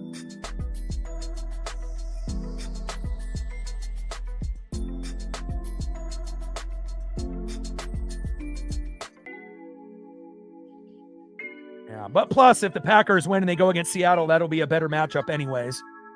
And then if the Eagles beat the Niners, which I assume they will tomorrow at home, Rams-Eagles is must-see TV. That could go either way, right? So, and then if the Seahawks get past the Packers, and they make it to the NFC Championship game against the Eagles or the Rams, that's just going to be incredible, to be able to see how that all plays out.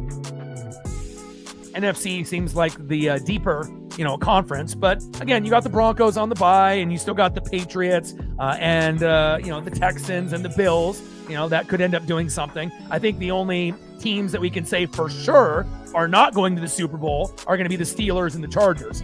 Those two teams are not good enough. But with the Broncos, they're good enough to make the AFC Championship game or the Super Bowl. Patriots are, the Bills are. And then if you had to choose, a team, that could potentially overachieve, it would be the Texans. Obviously, with that defensive line, if Danielle Hunter and Will Anderson Jr. can get to the quarterback and C.J. Stroud can play well, they potentially could overachieve and make the AFC Championship game. Now, I don't know if the Texans could beat the Bills in the AFC Championship game or the Broncos or the Patriots, but I guess that's why we have these games, to see if they can step up in the biggest moments. So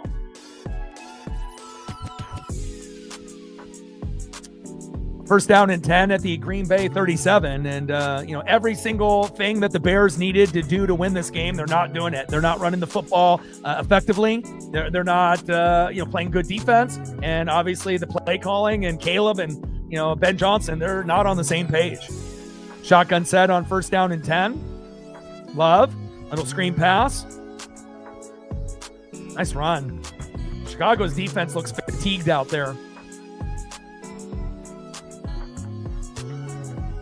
And a big first down. Packers move the chains. Nice job by Brooks. Chris Brooks getting that catch and going 16 yards. Nice pass by Jordan Love. First down and 10 at the Chicago 47. And if Chicago isn't careful, it's going to be 24-3 or 28-3 in a moment.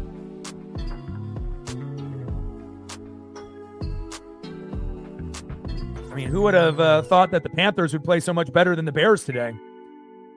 Love going deep. Got a man, but incomplete.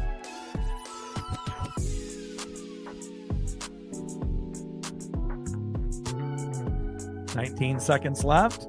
Second down and 10, 21-3 Green Bay.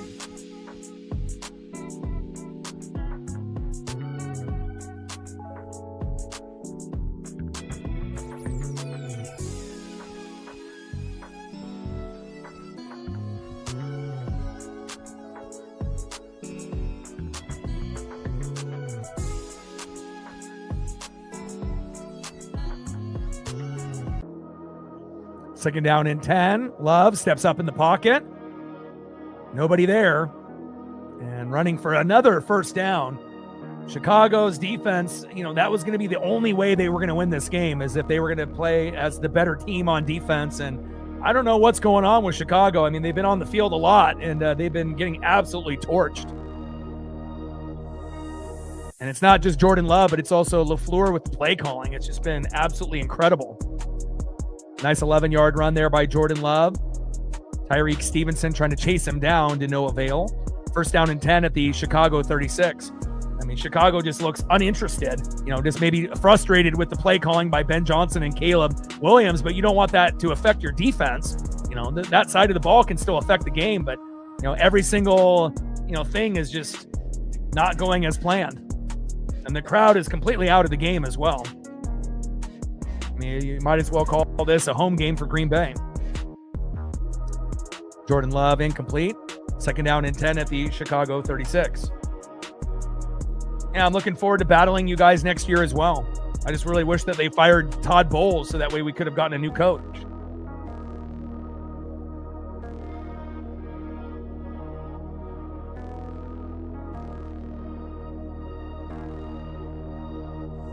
Shotgun set by Love.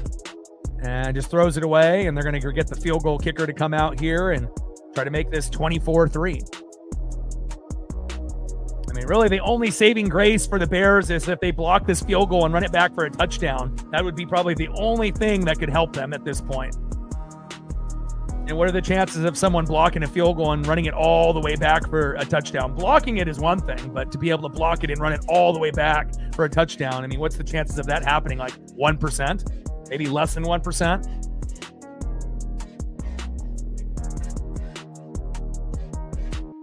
And whistle is blown. McManus's kick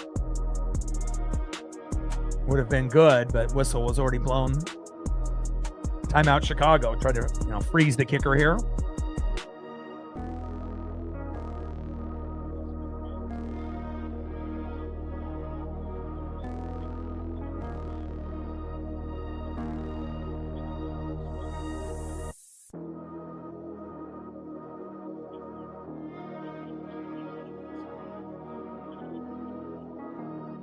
Yeah, I mean, it's one thing when your team finally makes the playoffs from the first time in a long time, but you definitely don't want to shit the bed the first time that you make it, especially to your rival. And that's exactly what we're seeing here today.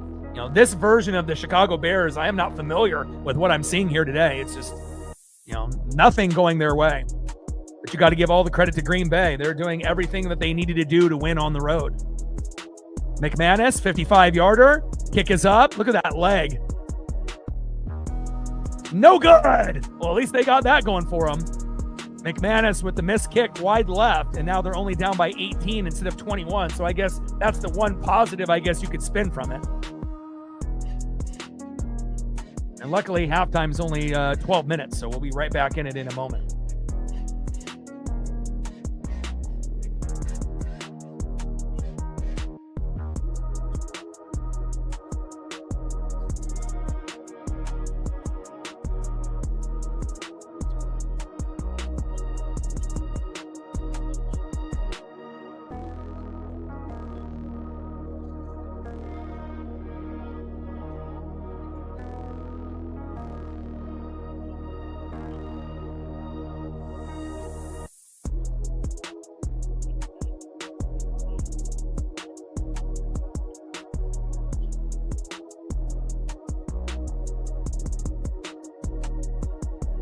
I like the Panthers, Tampa Bay rivalry, because obviously that's kind of the main rivalry in the division, and then the Saints and the Falcons hate each other. But I think with Tampa and Carolina, we don't really hate each other, though.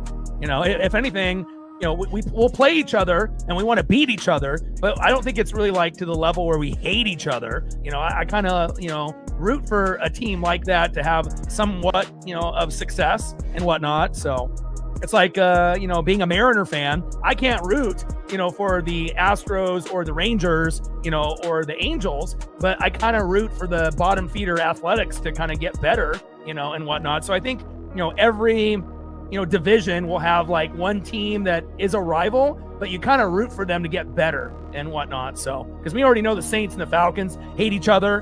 Buccaneers hate the Saints as well. I'm not really sure if we hate the Falcons on our end, but there definitely is more hate for them than there is for the Panthers and whatnot. So, but they definitely, chose the right team, to make it. Because if we would have, hosted the playoff game, we would have got absolutely throttled. It would have been Rams 34, Tampa Bay 10, or something of that nature. Maybe fucking even less than that. So, all right, we got about 10 minutes to go here before half, and hopefully the Bears will make a little bit of a run in the second half, which I assume they will. But it'll probably be realistically too little, too late.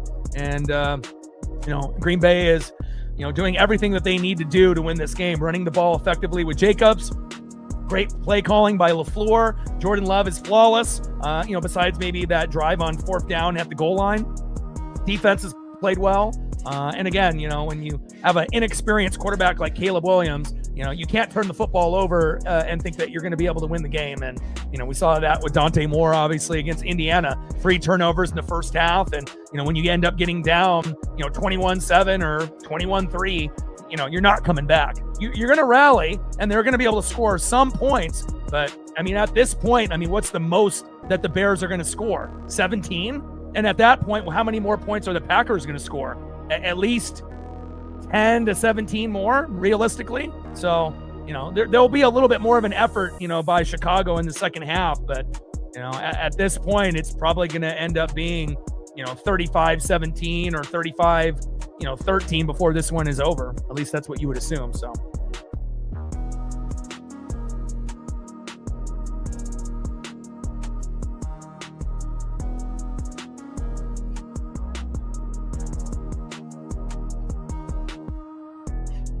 Oh, Carolina beat Seattle 3-2. Seattle's a good team this year, though. Much improved. So I'm definitely looking forward to, calling and watching some of the Kraken. Usually, like I said, I don't really get into the NBA or the Kraken until, around this time. Once in a while, I might sprinkle it in, in the fall. But now we're definitely at the point where football is starting to wrap up. So we're going to be doing quite a bit of NHL and NBA for January and February. And then once we get into March, then it'll be baseball, all the way from March until, hopefully October, November. So. But I usually try to tap into the Blazers and the Kraken as much as I can, when they're on. So. I mean, hell, the Blazers haven't had a point guard in 2 months, but at least Denny Advia is an all-star. And, Grubauer has been much better this season compared to last season. Joey Decord, obviously, is number one, Grubauer number two. And, they definitely are playing with confidence. And then, when you end up firing your coach and hiring a new one, now it finally feels like we probably got the right guy moving forward. And hopefully they'll be able to hang on to him for quite some time. But Kraken are entertaining this year. There's no doubt about that. And even though the Blazers are under 500, they had a big victory there against the Rockets last night. And, again, we can compete. We just need a lot of our bodies to get healthy. So.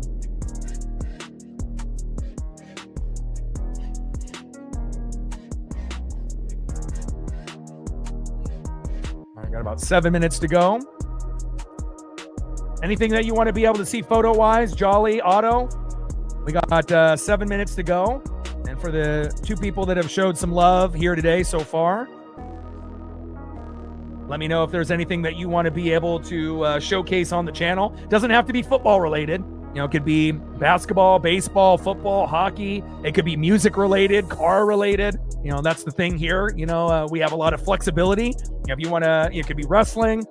Shout out to Drew McIntyre. Even though WWE is not really what it was, obviously with the merger, with the ESPN and whatnot, which is not ideal, too many commercials and a lot of the storylines haven't been as good, lately and whatnot. But, I want to get back to, kind of tapping into WWE and AEW, but, we'll see where it goes.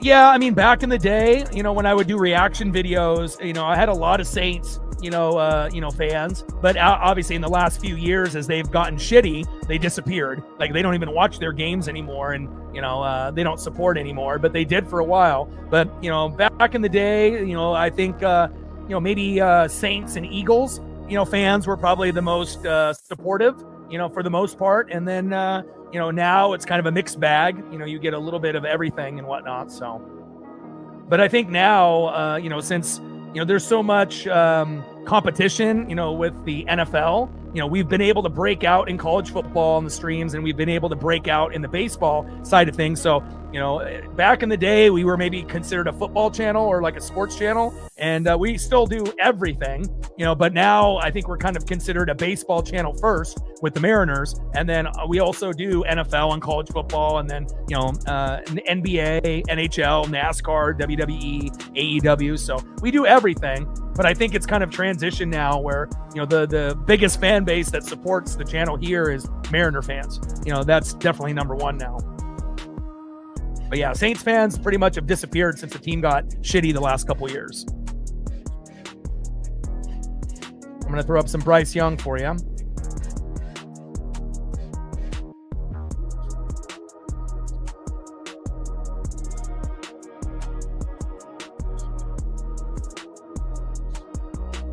See if I can find some collages or some cool things for you here.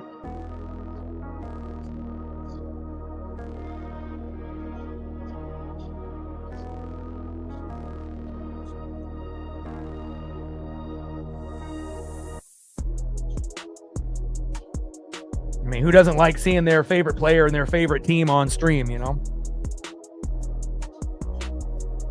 that's one thing that kind of separates us here compared to all the other, sports channels. We're really the only ones that do this. And, it's kind of cool to be able to showcase everyone's favorite things, favorite players, favorite, whatever, their favorite things are in their life at the time.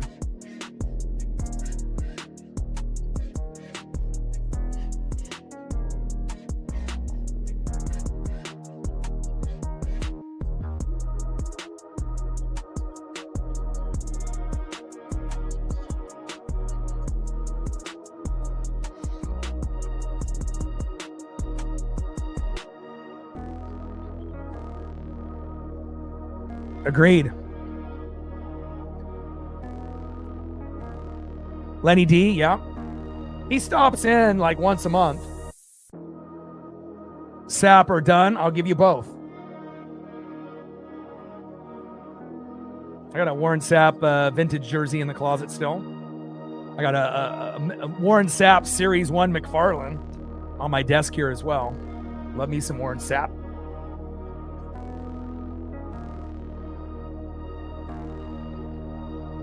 Best D tackle in that generation.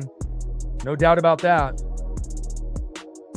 Best outside linebacker and Derek Brooks in that generation. Obviously with middle, you had like Urlacher and a few others that were amazing as well. But best outside linebacker, Derek Brooks. Best D tackle in that generation, Warren Sapp.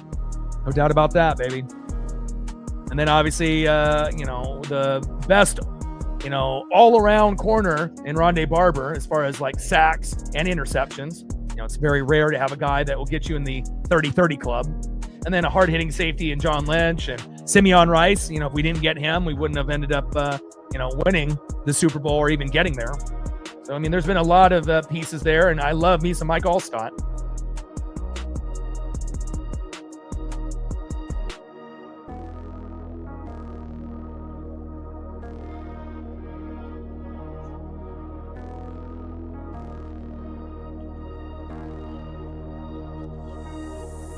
But this was kind of the start of, me, even though they have Oregon Duck colors, where I started to have a little bit of, haterade towards the Green Bay Packers and whatnot.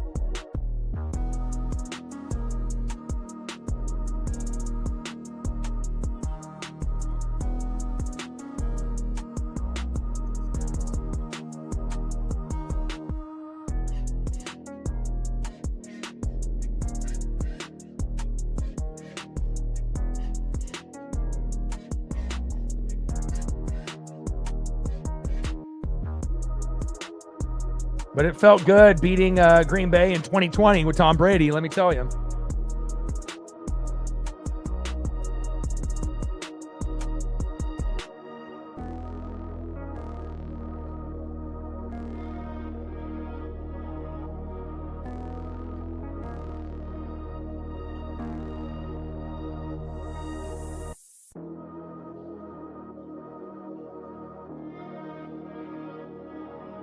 Too bad Warwick Dunn wasn't able to get a Super Bowl with us.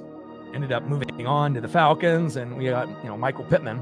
But Pittman was great for us. But that thunder and lightning with Dunn and Allstott was really special.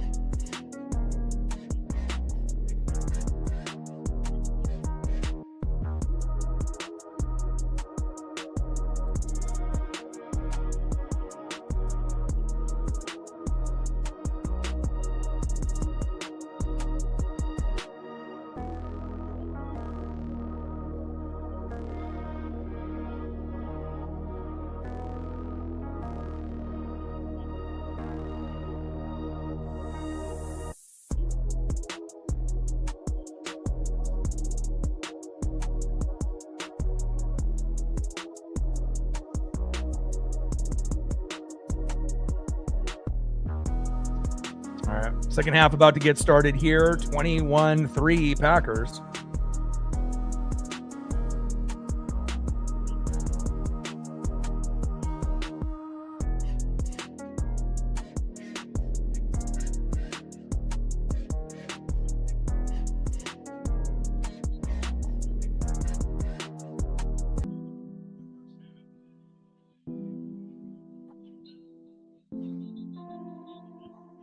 Touchback there for Green Bay.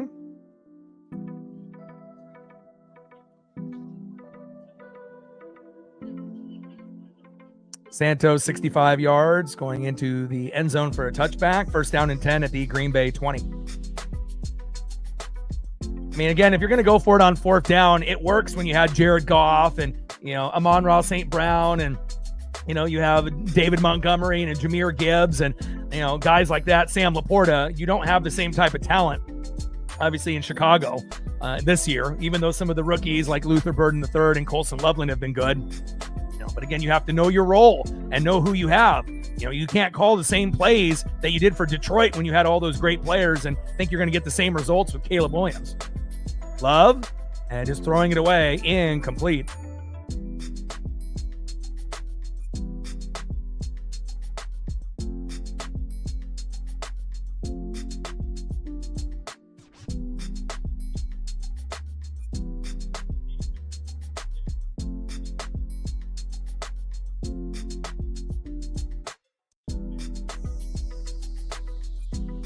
Second down and 10 at the Green Bay 20. Bears need a miracle. I assume they're going to play better here in the second half, but it'll probably be too little too late. I mean, down by 18. I don't anticipate them coming back and winning. I mean, unless they end up getting a fumble for a touchdown or a pick six or a special teams touchdown, then maybe. Good defense there by the Bears. There we go. Good stuff there by Chicago. Third down. DJ in the building. What's good?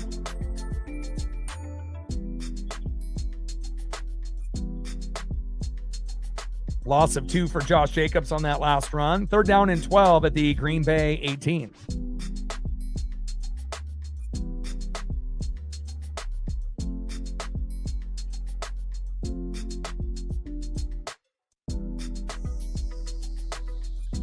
Trips right, 5 wide receiver set, empty back, shotgun set for Love. Tipped. And complete. And finally, the Bear defense, shows up. I mean, it took them fucking 3 quarters to show up, but finally, there it is. And they're going to force Green Bay to punt, and let's see if the Bears can get their first touchdown of the game on this drive with Caleb Williams. And hopefully they won't have to go for it on fourth down again.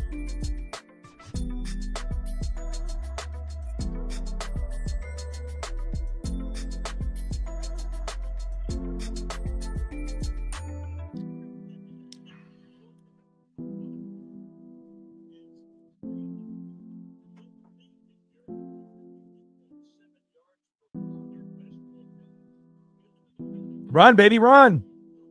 And Duvernay with the short return. 21-3 Green Bay.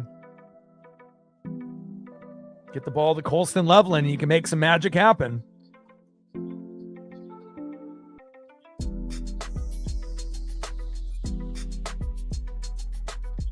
Yeah, terrible first half for Chicago. Let's see if they can turn their team around here in the second half. First down and 10 at the Chicago 37. Man in motion, DJ Moore.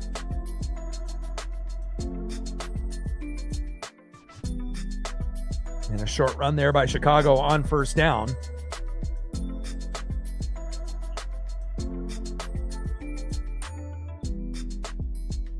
Well, they have a better chance of getting some positive yardage on the ground than they do through the air. 2-yard run there by Kyle Monangai. Second down and 8 at the Chicago 39.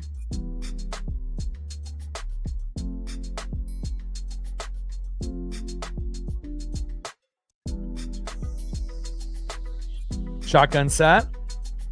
Packers rush 4. Caleb right there. And Loveland. Ball comes loose. And is that a catch and a fumble recovery there? Great job by Chicago. And that might just be incomplete. Or are they going to give him the catch and a fumble? Let's see. Another incomplete pass, huh? 1, 2. Like, how many steps, how many football moves do you need to make for it to be a catch?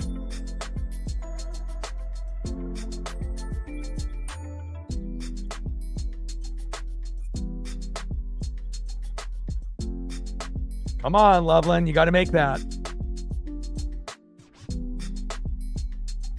Third down and 8 here for the Chicago Bears.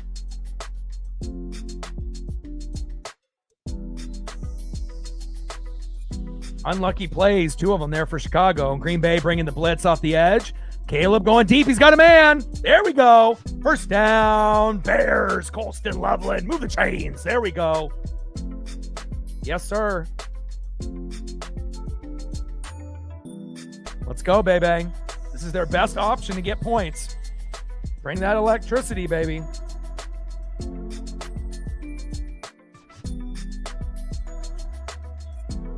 Nice 29-yard pass from Caleb Williams to Colston Loveland. First down and 10 at the Green Bay 31. Move the chains.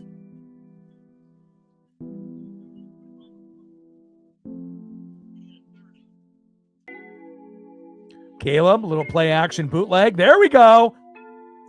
Loveland again, baby. First down, Bears. Wish they were able to do that in the first half. 17-yard pass, back-to-back plays to Colston Loveland, baby. First down and 10 at the Green Bay 14, and they need a touchdown. Let's go.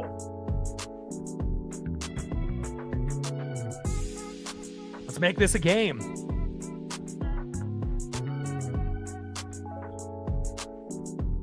Caleb getting into a little bit of a rhythm now. Audible at the line for Caleb Williams. 2 wide receiver set. I formation. 2 backs as well. Handoff. And Manangai. Not a whole lot there. Gain of about 1 or 2.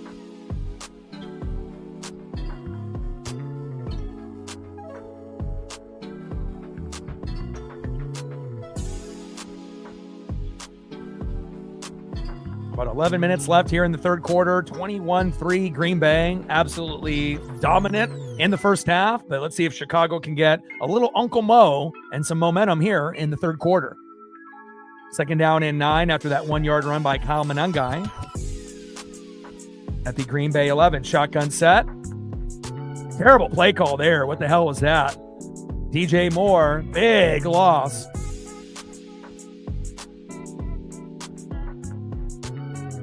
Nice job by Quay Walker.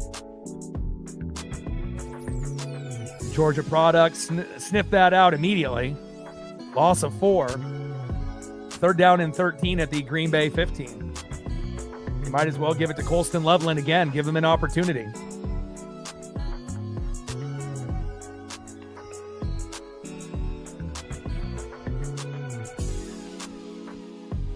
Shotgun set on third down and 13. Pressure coming. And you go to Loveland, but incomplete. And now Caleb is injured. Fuck.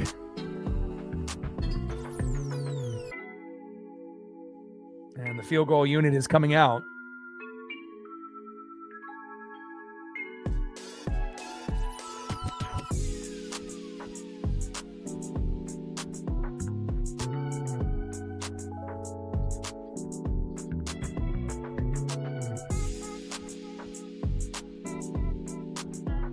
Oh, ran into the player and twisted his ankle. Jesus. Field goal kick is up by Santos, and it is good. Come on, Caleb. That was painful just watching the replay, seeing that foot go sideways. I hate when that happens. But at least they end up driving the football, getting a few first downs from Caleb Williams to Colston Loveland. 21-6, Packers.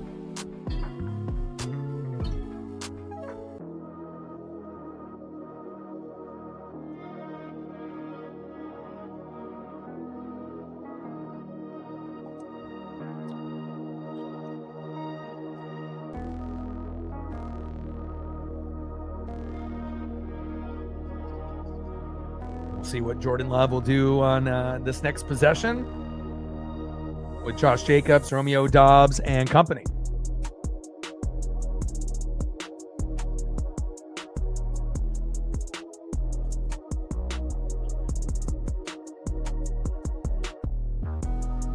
Like, sub, donate, comment, share. If you haven't smashed that like button yet, please do. Help us get to 100 likes, 100 on that dono train.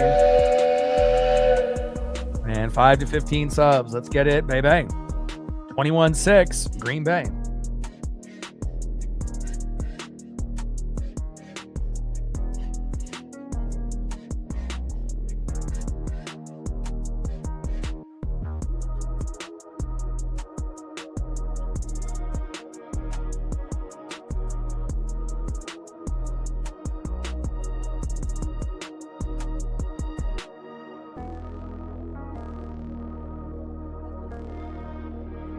Just tuning into the broadcast, Cairo Santos with that opening field goal, 3-0 Bears. And then it's been pretty much all Green Bay since that point. Love to Christian Watson for a touchdown.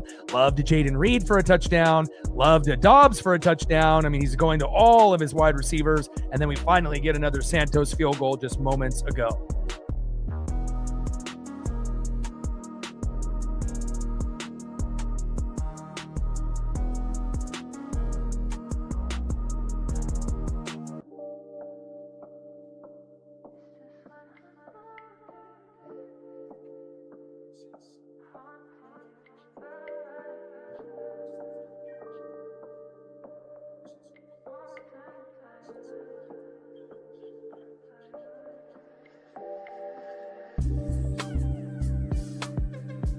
Shout out to my boy Brooks Beats with the best beats on YouTube. Tomorrow's slate will be fun. Jaguars and the Bills, first game at 10 a.m. Then you got the Niners visiting the Philadelphia Eagles at 1:30. And then the late game will be the Chargers and the Patriots.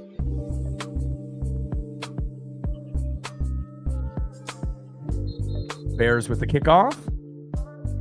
Oh, getting chippy out there here late.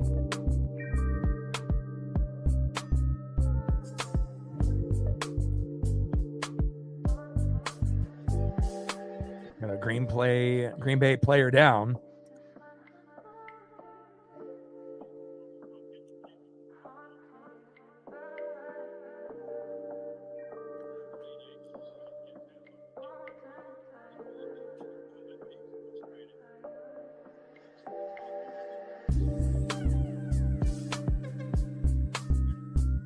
Santos, 56-yard kick.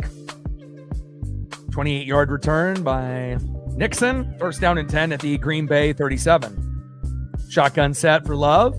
Hands off to Josh Jacobs up the middle. Big stuff there by the Bears. Minimal gain there by Josh Jacobs.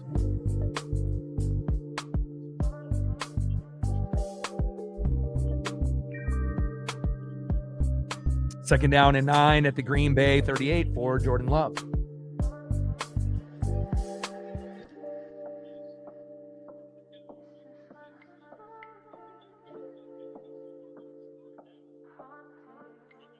Three wide receiver set, shotgun set. Bears bringing the blitz, throw to the outside, and that's really been the part of the game where the Bears have no answer. Those throws to the outside, they're just 3 steps too late on pretty much every throw out there. Third down.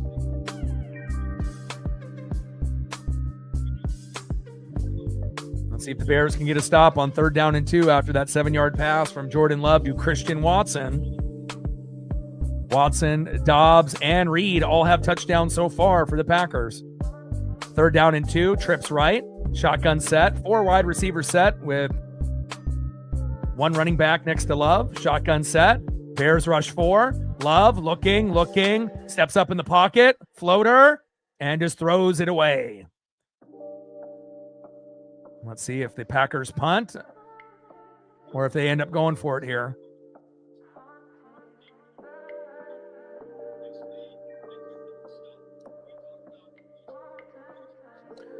I mean, if we can get a Chicago Bear touchdown and it can be 21-13, at least we'll have a ball game at that point.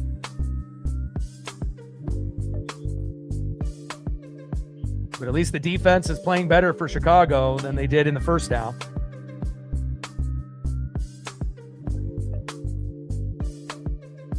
Packers with the punt. Short kick. And good field position there.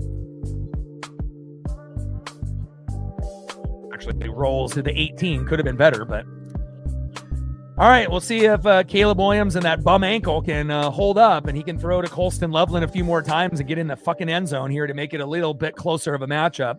First down and 10 at the Chicago 18 as we wait for the commercial to end and get back into the action.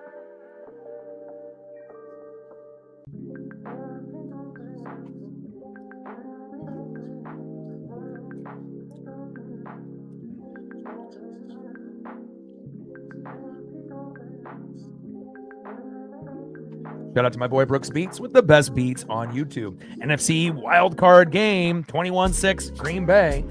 Very impressive. But again, the way that they're playing right now, they would have to play like that and some if they're going to beat Seattle. And again, they're in control at the moment, but we feel like the momentum is slowly shifting to Chicago, but field goals aren't going to cut it. You're going to need touchdowns for a majority of the rest of the way. You might be able to get away with maybe one more field goal for the Bears, but you got to start getting some touchdowns for the Bears, like maybe one by Swift and maybe one by Colston Loveland, and then we're in business.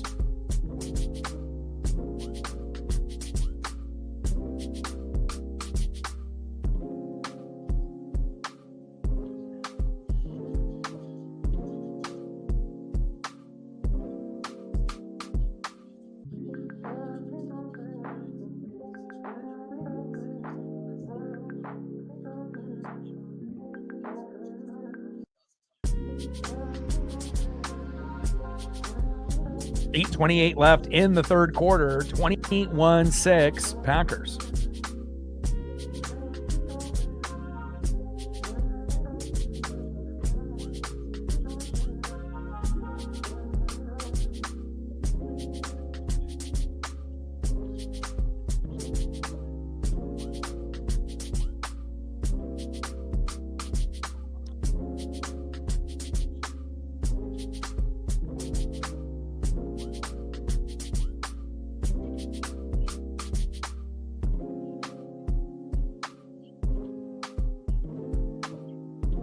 Lou Malnati's, I've been there.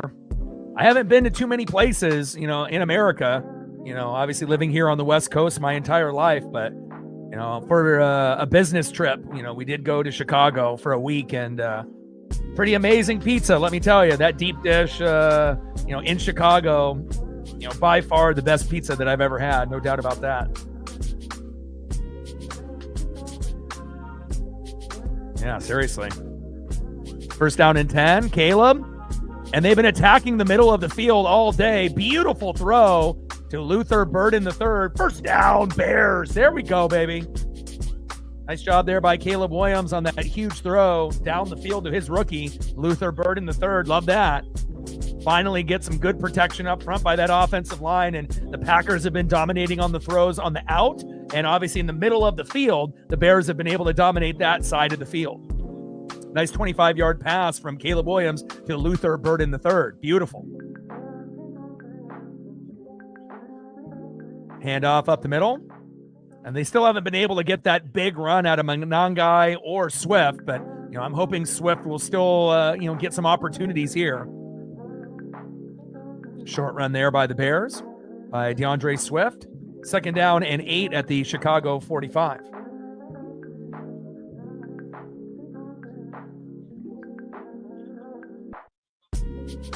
Chicago needs a touchdown on this drive desperately. Come on, Bears, show me something. Let's make this a closer game. Trips left. Man in motion. Caleb hands off to Swift as he bounces it to the outside and almost gets the first down there. Offensive line hasn't been doing a very good job for the Bears, but you have to assume at some point they're going to open up a hole big enough for Monangai or Swift to break out for a 20 to 30-yard rush, but they just haven't been able to do it just yet. Third down and short here for the Bears. Third down and 1.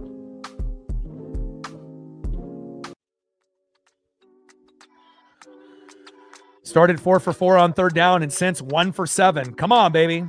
Even doing a QB sneak with Caleb could get a first down, but they're not going to run with him with that ankle.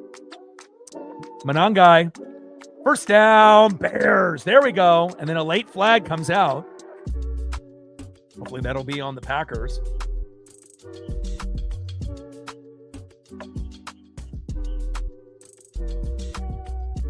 Now we got a Packer down. Unnecessary roughness on the defense. Let's go. There we go. Unnecessary roughness there by Nixon. Insult to injury there. I hope, whoever is down is okay. Tooney. Good push up front finally there by the Bears offensive line. I smell a touchdown for Chicago here very shortly.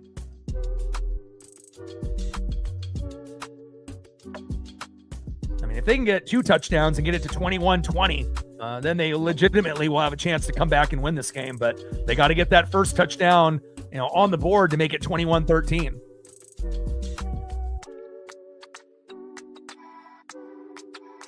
And Green Bay's injured player, I believe, was Cooper.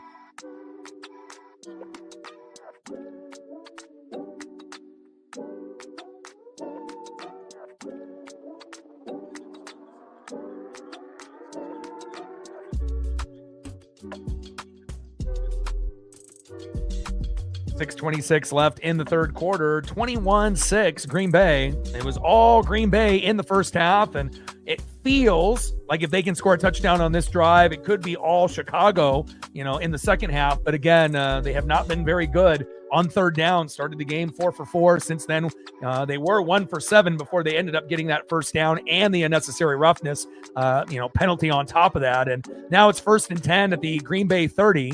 And you got to feel pretty good now, but again, what are you going to end up doing to punch it into the end zone instead of getting a field goal? You got to get the ball to Colston Loveland. And unless you can end up getting a nice run, by Swift or Monangai to break it open.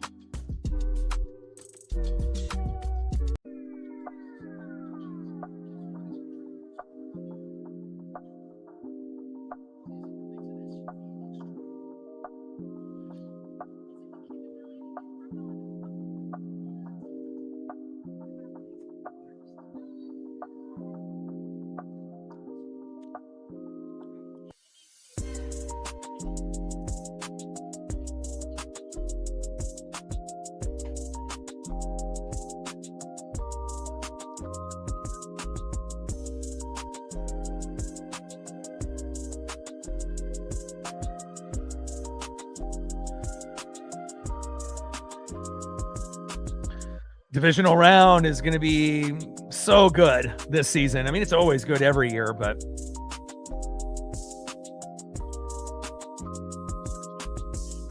all right, Chicago. Now it's time for that Ben Johnson offense that I was used to seeing in the regular season come alive here in the playoffs. Bear down.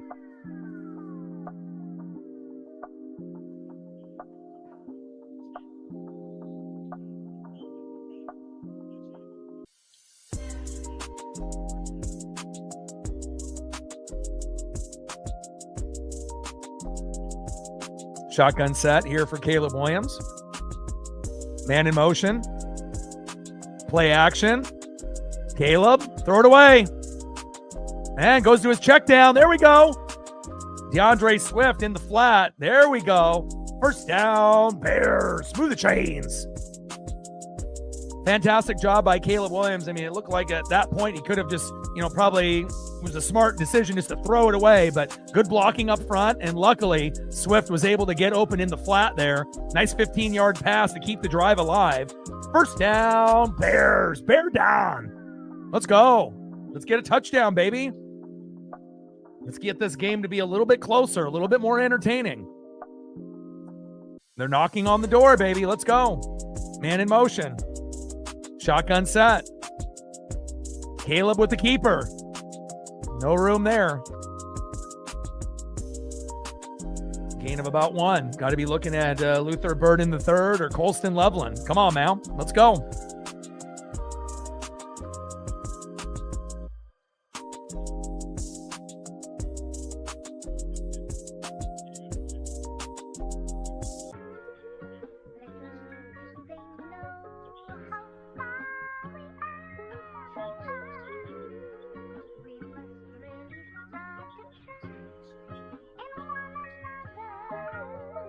3 wide receiver set. 2nd down and 9. They can attack the middle of the field. Caleb, right there. Colston Loveland, nice catch.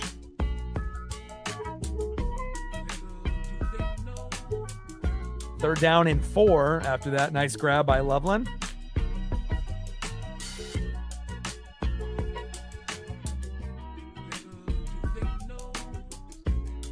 Third down and 4 at the Green Bay 9.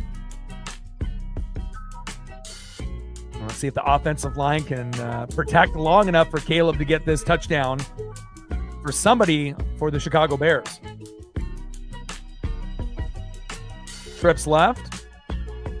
4 wide receiver set with Swift. Shotgun set. Hand off to Swift. And very close to the first down marker. Just short, I believe. 4th and 1. Got to go for it now.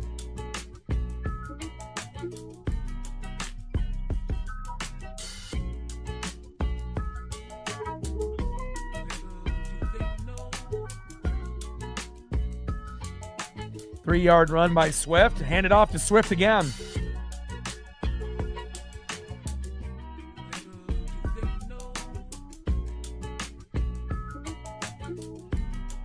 Play action. Uh-oh. Intercepted. Jesus Christ, Caleb. Terrible execution. What the hell are you doing? Terrible play call as well.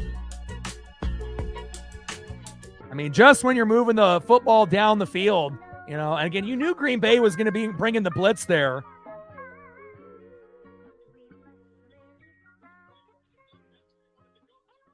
DJ Moore slips and falls, and then Caleb throws a terrible interception there.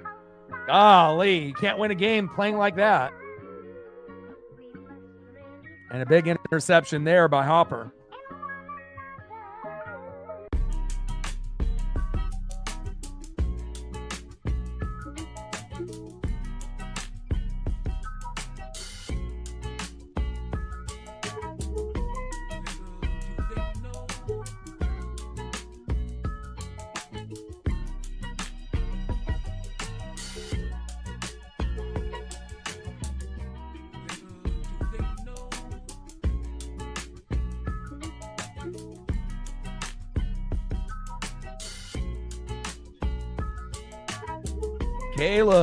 Caleb. I mean, unless they would have been better off just trying to run the football up the middle with Swift. I mean, that would have been a little bit more acceptable from the fan base. 21-6 Green Bay. And all the momentum that they built on that drive disappeared, and just like that.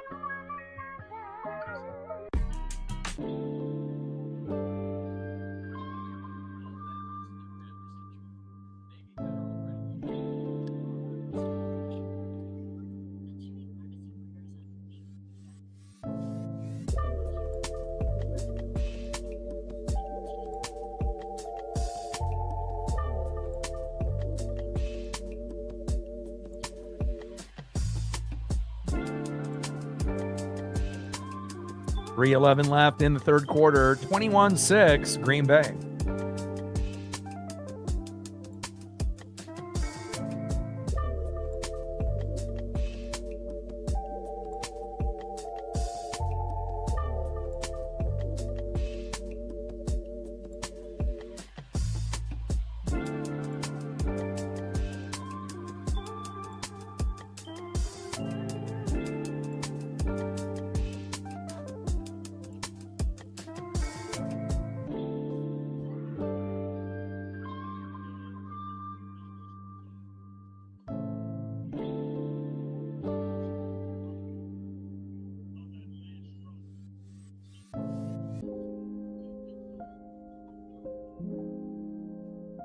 First down and 10. Love under center. Chicago showing blitz. And they go to an eligible lineman. Fumble! Get it! Golly, Jesus Christ, Chicago.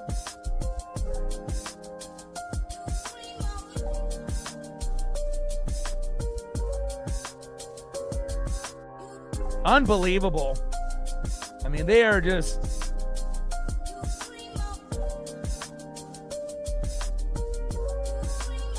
Great job punching the football out and then land on the football. Idiot.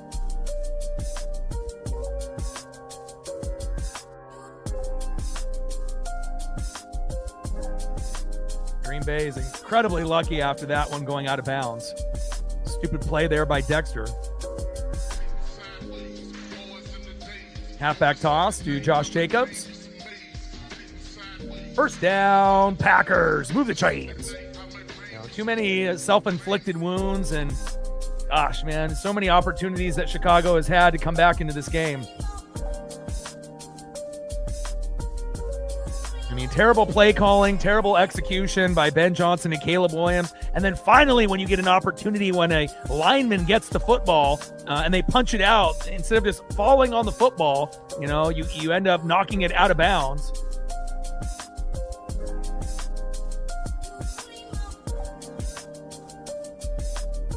First down and 10. 4 wide receiver set, shotgun set. Bears showing blitz. Floater. And complete.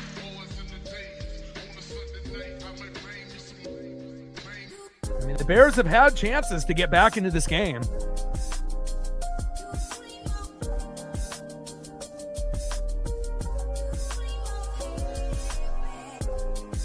Second down and 10 at the Green Bay 21. Matthew Golden was the intended receiver on that last play. Got about a minute left here in the third quarter. 21-6 Green Bay.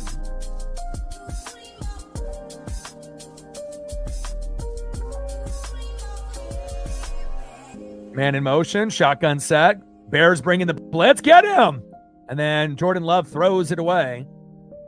I wish Caleb would understand when he needs to do that himself. Third down and 10. And they're going to throw the grounding penalty there.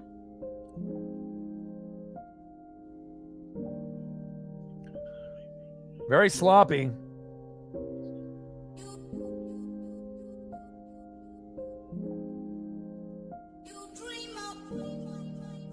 Loss of down, third down.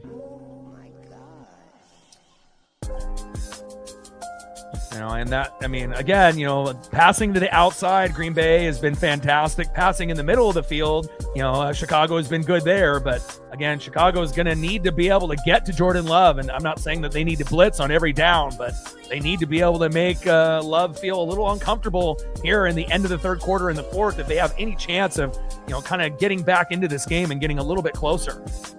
After that intentional grounding penalty, it's going to be third down and 20 instead of third down and 10. And they're backed up now at the Green Bay 11. Reflect in the building. What's good? Shotgun set.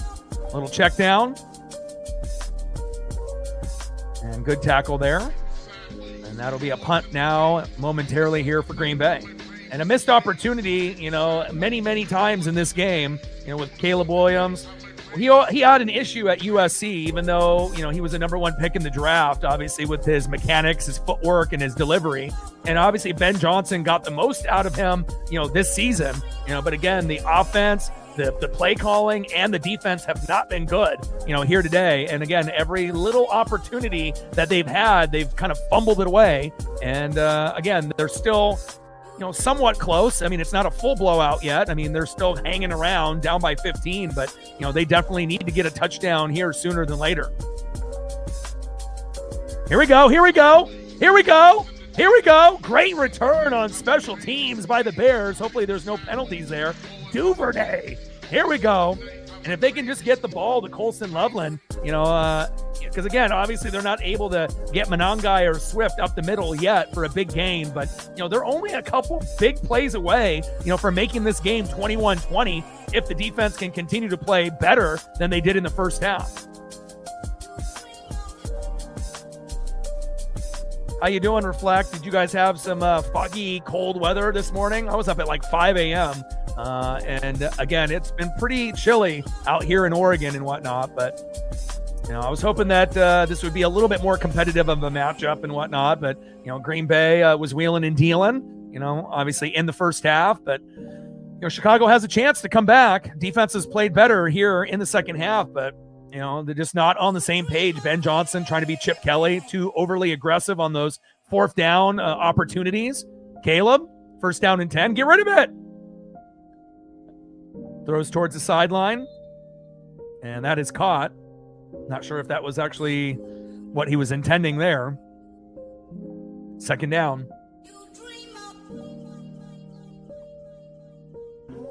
Well, less than a minute to go here in the third quarter, 21-6, Green Bay.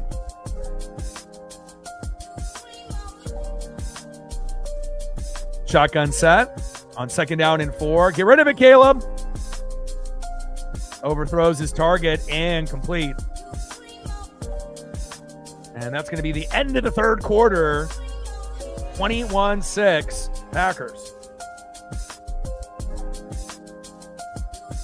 Yeah, I got a few long walks in with Paisley, and we discovered, that the middle school that I went to growing up ended up getting some funding, by the state, maybe about 10 years ago, 15 years ago. So they end up having this like artificial turf, like soccer field that looks like it's from, some professional team at a middle school. And then all these other kind of like playground area, expansion area. It's all really fancy and whatnot. So it's a great place for me to be able to take Paisley and whatnot. And, we've definitely enjoyed our long walks today and, watched, the Rams barely pull out a victory over the Panthers. The Panthers showed up today, thank God, representing the NFC South. And I know Jolly's disappointed that they ended up losing by 3. But again, if it wasn't Matthew Stafford, they probably ended up, would have won that game, But again, when you end up going against the potential NFL MVP this year, again, Devontae Adams is back. Puka played great. You got Kyren Williams, and then you got all those, tight ends as well. It just kind of felt like it was a matter of time where they were going to respond, and they did. But again, very proud of how Carolina played at home. And again, tomorrow we got a beautiful slate. Jags and Bills at 10 a.m. Then you got the Niners and Eagles at 1:30. And then we have the Chargers and the Patriots at 5. So we're going to definitely do the Chargers and Patriots probably for the last game, unless I switch and do the Niner and Eagle game instead. I think the Niner-Eagle game and the Jags-Bills game are going to be better, but I have to kind of think of, what's the best chance of being able to get people to, come through and hang out and whatnot. So, we're either going to do 2 streams tomorrow or do 1. And I really haven't decided yet, if we're going to do 2, Eagles and Niners and the Chargers and the Patriots, or if we end up just doing one or the other. And then obviously we're going to be doing the Texans and the Steelers on Monday night. And then starting Tuesday, we're going to be doing NBA and NHL because we have to. There's nothing else to do. So, we'll be doing some NBA streams of some good teams like, the Thunder and the Spurs, depending if, SGA and Wemby are going to play, and maybe mixing a little Blazers, a little bit of the Kraken as well. And obviously we'll have to do that for January and February. And then once we get into March, it'll be all Mariners from March all the way till potentially October or November. So.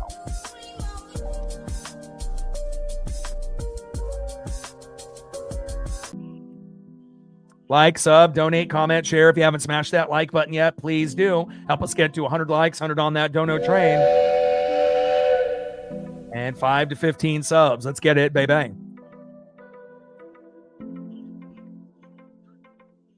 Third down and 4. And Manangai there, pushing forward. First down, Bears.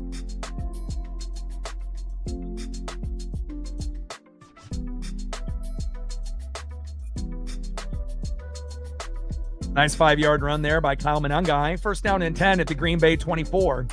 I mean, all the Bears need to do in the fourth quarter is hold Green Bay to nothing and score 2 touchdowns. You're going to have to get a 2-point conversion at some point as well, but you're down 15. Caleb, play action, going in the middle of the field. There we go. Oh, drop. Fuck. And complete. Smythe, the intended tight end, and complete.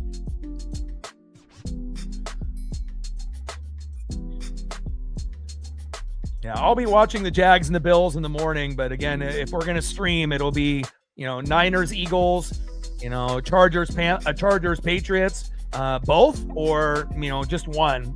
You'll definitely know if I'm online or not, depending on how Paisley is doing.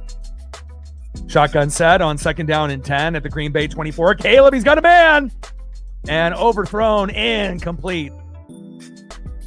Rome Odunze, the former Washington Husky, the intended target. Not too many, opportunities for Rome in this game. 3rd down and 10 at the Green Bay 24. Yes, I agree.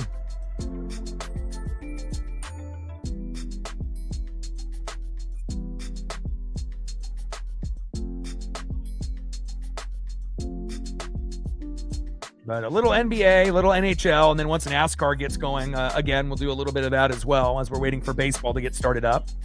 Oh, Caleb. Ball comes loose, and they get lucky as an offensive lineman falls on it. And another mistake there by the Chicago Bears. Bears being the Bears, I guess. Nice job by Lucas Van Ness poking that football out. And if he wasn't on his back for as long as he was, that split second, probably would have scooped that football and recovered it as well. 4th down and 19 after that fumble recovery, and now they're going to go for the field goal here. Kick is up, and it is good. 21-9 Packers.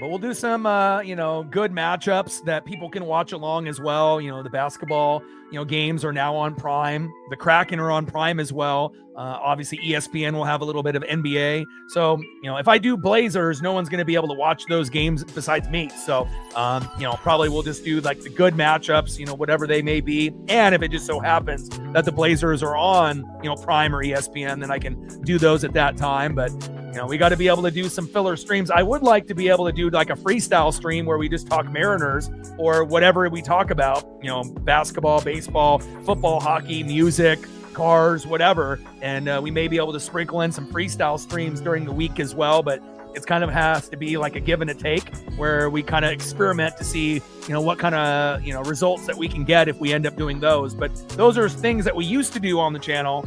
And again, I wouldn't mind going back to doing some freestyle streams where we're not actually doing a live play-by-play. We're just, just hanging out for an hour or two and just kind of shooting the shit and shooting the breeze and, talking about whatever we want to talk about, at that particular time. I wish there was more, Mariners and baseball news where we could dedicate a day or two a week and spend an hour or two just talking baseball and Mariners. But unfortunately, there's just not enough news at the moment to really do that yet. But I do know that the first spring training game for the Mariners is February 20th, but I don't know if those will be televised or not. So, I mean, if some of those spring training games are, I definitely will do those. But again, I don't know, if some of those are going to be, available for me to call, here on stream or not. But for, January and February, we're going to have to, do a little NBA, a little NHL, a little NASCAR, while we're kind of waiting for things to get into baseball season and, maybe even a little WWE, even though I'm still kind of pissed off at them with the ESPN merger and whatnot, trying to force us wrestling fans to have to pay, extra just to watch and whatnot. But, it is what it is. But again, football season's coming to an end. We'll obviously still be doing the Natty with the Hurricanes going against the Hoosiers. Congratulations, Indiana, for beating the brakes off my Ducks yesterday. That was embarrassing. And again, we're still in the mix of things here with the playoffs just starting here today. So we'll be doing, the rest of the NFL, the rest of the college football season. And then obviously we got to start sprinkling in some of these other things to, pay the bills and, keep the channel moving until we get into baseball season. Santos with that field goal by 51 yards is good. 21-9 Green Bay.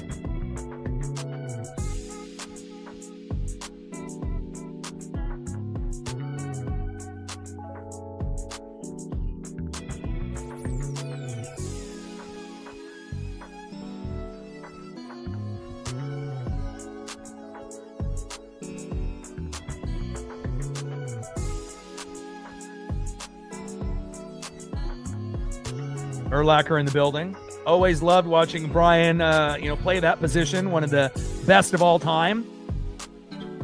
Loved watching Luke Kuechly for the Panthers. Loved watching Brian Urlacher, back in the day.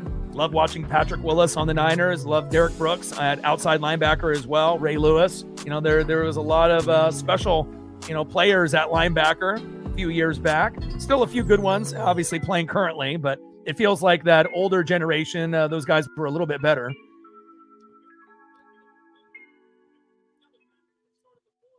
First down and 10 at the Green Bay 40 after that kickoff short of the landing zone. Love, hands off to Josh Jacobs. And the Bears need a turnover. Flag on the play. See if that's a hold on the Packers here. But, they need a fumble. They need a pick six. They need a punch out. They just need to be able to get some kind of big play to kind of swing the momentum here. Illegal formation there on Green Bay.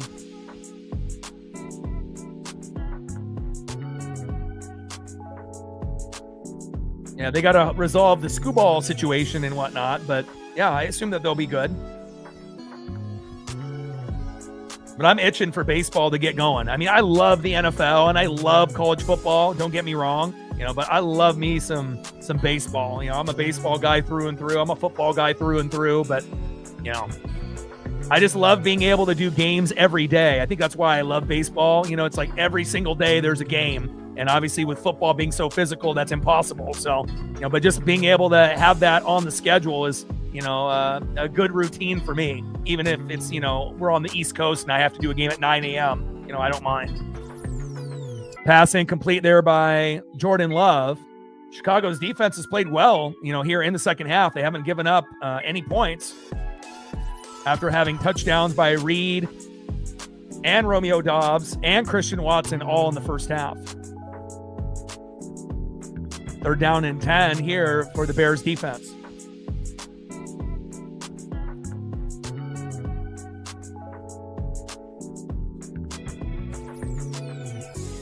Let's see if the Bears can come up with a big play here.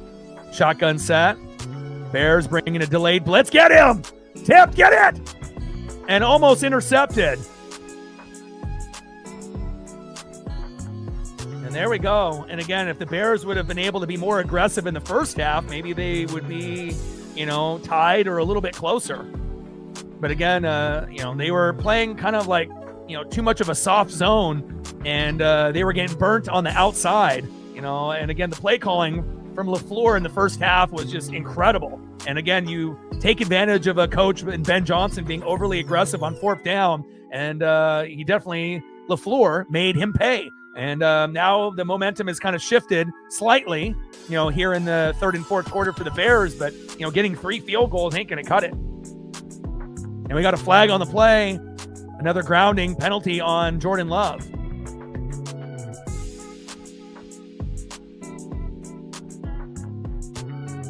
Bears need 2 touchdowns to win.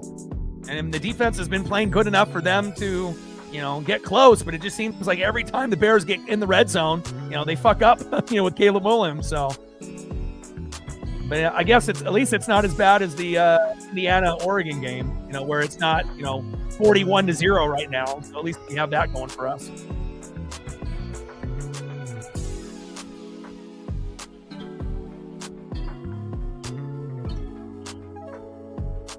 See if we can get a good return here on special teams for Chicago. Fourth down and 20. Green Bay with the punt. They got 12 minutes. They got time. Go, baby, go. Where's the blockers? Where's the blockers? There we go. There we go. Good return.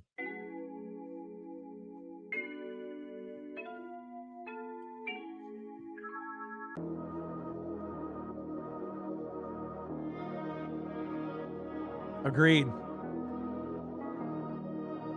But we haven't done any Kraken, games this season, so I'm definitely looking forward to, doing a few coming up this week. And we did a few NBA streams, in the fall, and we got some pretty good numbers on that. First stream I did Blazers versus Thunder, where we gave the Thunder their first loss of the season when we were down by 22 in the first quarter and came back and won. And so we've been able to get, pretty good numbers, with the NBA stuff. But, when you don't do it for a while, you got to kind of build up that, fan base again, that wants to watch that type of stream and whatnot. But, we really have no choice at this point with football kind of coming to an end. We got to figure out content, Monday through Friday or Tuesday through Friday. So, but I'm looking forward to doing a little NHL, little NBA, and, we'll see what happens.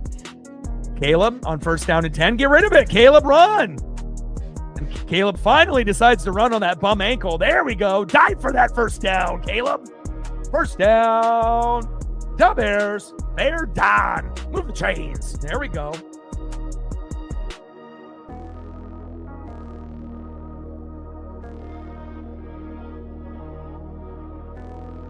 Nice 11-yard run there by Caleb Williams. 1st down and 10 at the Chicago 45. 1st down and 10. Caleb.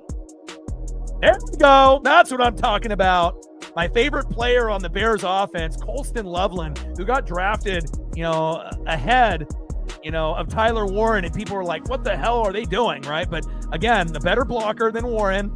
He's got great hands, and he definitely has taken the spotlight away from Cole Kmet. And again, Loveland is the guy. I feel like if you're going to get in the end zone, maybe one time with Loveland, maybe one time with Luther Burden III or Swift, you have, the right guys available. You just got to get them the ball at the right time. Caleb, incomplete. And it's cool because, the Kraken are actually a playoff team this year, so they'll be fun to watch. And they're on Prime also. And then NBA games are on Prime and ESPN, so, it should be something that everyone can kind of follow along and watch if they like. And Blazers are getting better. They're floating around 500. They could be, potentially a playoff team, one of the last, 8, 9, or 10 seed. We haven't had a point guard in 2 months, but Denny Advia is an all-star this year, so at least we got that going for us. So, we'll see how it goes. Caleb under center on 2nd down and 10. Good protection up front. Oh, baby, what a throw to my guy, Colston Loveland. 1st down, Bears. Move the chains. Let's go. Caleb Williams to my guy, Colston Loveland, my favorite player on the offense. Let's go, baby. Bring that electricity. Loveland's good enough to get both touchdowns, to get him, in this good position, baby. Let's go. Here we go. Let's see if we can actually get a touchdown instead of a fucking field goal. Give the ball to my guy, Colston Loveland, baby. 1st down and 10. But, you got Rome, you got DJ Moore, you got Loveland, you got Luther Burden the 3rd. Ah! Just out of reach. 2nd down and 10 after that throw. Just out of reach. But that's something that Loveland, he can make that catch. Just got to be a little bit more touch on that throw. Ah!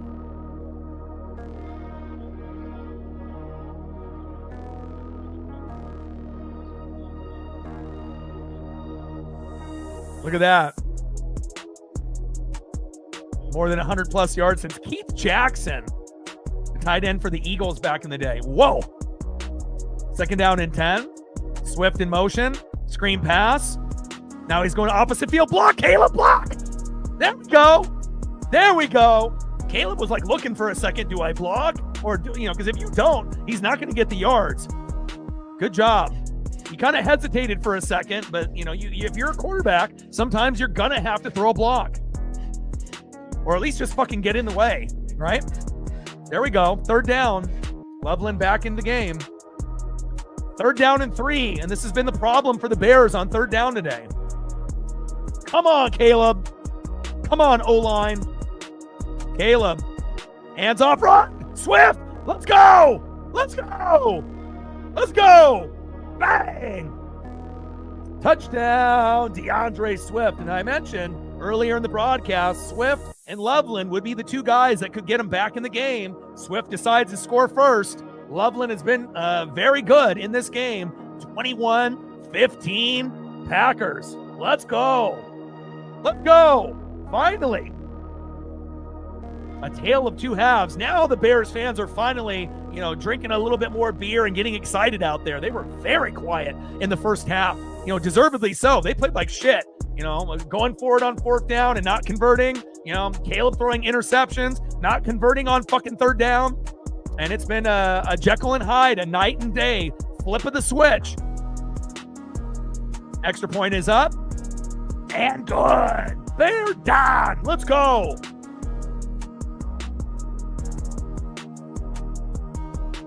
Let's go. 21-16, 10 minutes to go. The Bears could actually come back and win this game down by fucking 18. I mean, how amazing would that be, huh? Grade that fucking cheese. Let's go. I mean, obviously, it was very one-sided in the first half, and I mean, you got to give credit to LaFleur and his play calling. It was an absolute masterclass for Jordan Love. Josh Jacobs was effective in the running game, and then you had touchdowns by Watson, Dobbs, as well as Reed. It was just beautiful. Every throw to the outside was just beautiful, and Caleb hasn't played well today. There's just no ifs, ands, or buts. But finally, Swift getting into the end zone, and hopefully Loveland will be the guy that gives him the lead. Unless the Bears defense, finally shows up. They had 23 picks. Byard had a bunch. They have a lot of, good secondary, players that have the ability to get the picks, but they just haven't really been able to get one today. And they've been, doing better, obviously in the passing game and the running game defensively in the third and fourth quarter, since the Packers haven't scored anything in the second half. They were up 21-3. And again, a few missed opportunities for the Bears, but Uncle Mo is a motherfucker, isn't it? Momentum can shift. And again, we have ourselves a ball game. And the thing I like about it the most, 10 minutes left. It's not like there's only 5 minutes left, and then there's more pressure, on the Bears. Like, you got enough time to get the ball 2 more times. So it's like you don't necessarily need the touchdown on the next drive. But again, you're probably going to have 2 chances. And hopefully, they'll be able to get a touchdown on one of those drives, if not both. Let's go. Let's go. Like, sub, donate, comment, share. If you haven't smashed that like button yet, please do. Help us get to 100 likes, 100 on that dono train. And 5 to 15 subs. Let's get it, baby.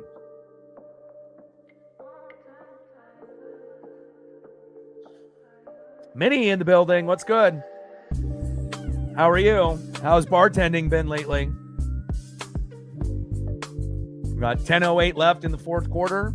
We got a nice slate of football. I'll be up very early watching the Jags and the Bills go at it at 10 a.m., as well as the Niners and the Eagles. I wish that they would have made the Jags and the Bills or the Niners-Eagles game the late game. Like, why are we watching the Patriots as the late game? That should be the first game, at 10 a.m., in my opinion. The Patriots are a good team. But sometimes they're kind of boring to watch, if I'm being honest. And then, the Chargers aren't good enough to fucking beat them, so, I don't know.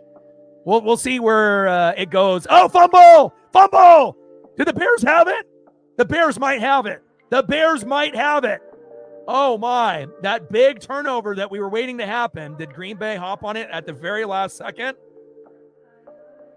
Crowd is going to erupt like a motherfucker if they end up getting this football. But I think Green Bay fell on it. Oh, damn it. Nice. Congratulations. Final Fantasy champ for Minnie. The champ is here. Congrats. She said it's wine o'clock, baby.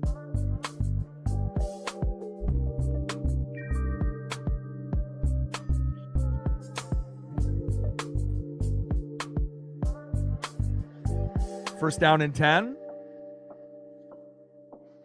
at the 46-yard line. Hand off to Jacobs. Rip that football out, Chicago. Flag comes out. And that's got to be a false start or illegal motion by Green Bay. They've had quite a few self-inflicted wounds in the second half. Holding. Offense. I love it. Let's go. I want a close game.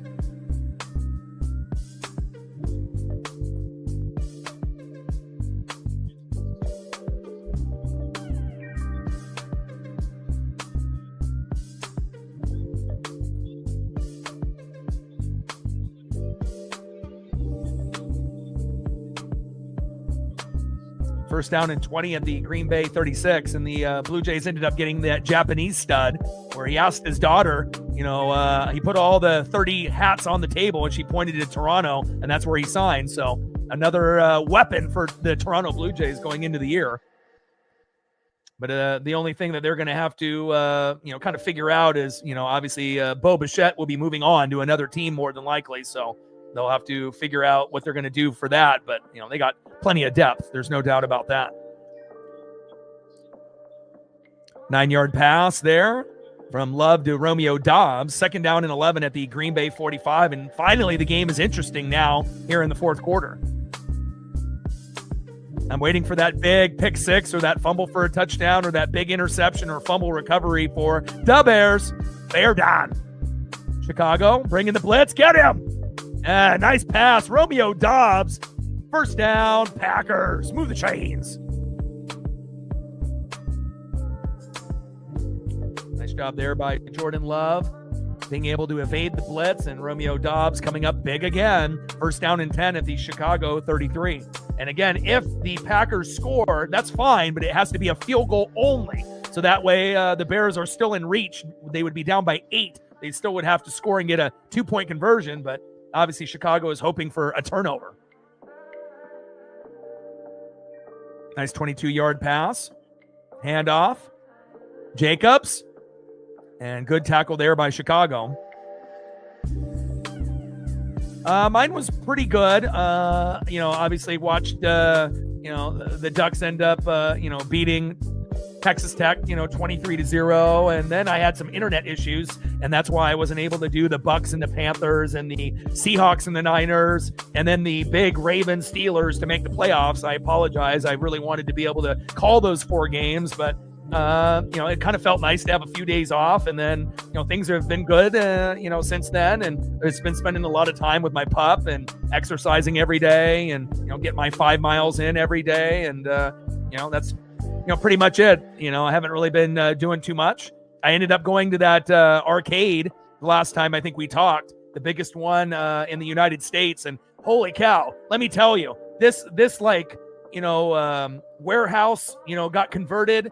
I have never, ever seen so many games in one spot. I mean, they had like 700, 800 machines. It was incredible. Like, you literally could spend all day and only get, a fraction of those games done. But they had games that I've never even seen before in person, like Battletoads. Never seen that in an arcade machine. And me and my buddy beat that, and, a bunch of other games that we ended up playing. But yeah, we had a great time. And, I don't get to see my best friend that often, usually like once a month. We try to go to an arcade or a Blazer game or Mariner game or something like that. But it was definitely great to be able to have a day off and do something like that. But since then, pretty good.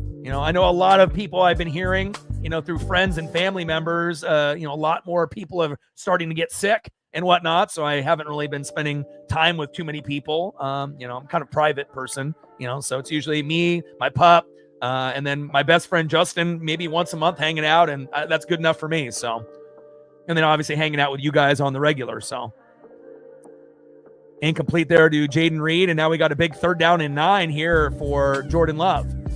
Shotgun set. And pass caught there by Romeo Doubs. And let's see where they're going to spot this. Just short of the marker, it looks like.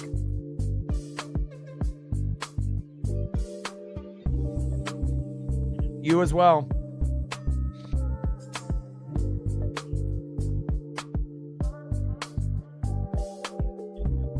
Yeah, but I'm not a big drinker anymore. I used to drink every day, and, I'm trying to be more on my health kick and whatnot. So, didn't even have a drink on New Year's. And, honestly, I only usually drink maybe once a month. Wow, look at Golden. Oh, touchdown, Packers. And that might be the nail in the coffin for the Bears. Oh, my. Matthew Golden, Notre Dame Fighting Irish coming up big there. And just when the Bears were starting to get some momentum back, the Packers finally get their first points in the second half, and they needed that desperately.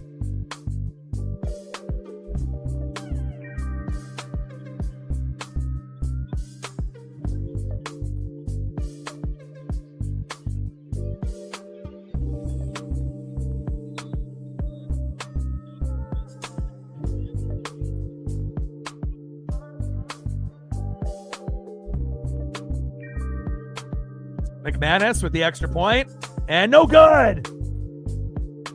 All right, so they're down by, 11? But you only got 6:36 left, so I guess a touchdown, a 2-point conversion, and a field goal, and then you got to pray like hell that the Packers don't score any more the rest of the way. So, good effort by the Bears in the second half, but it's going to be too little too late.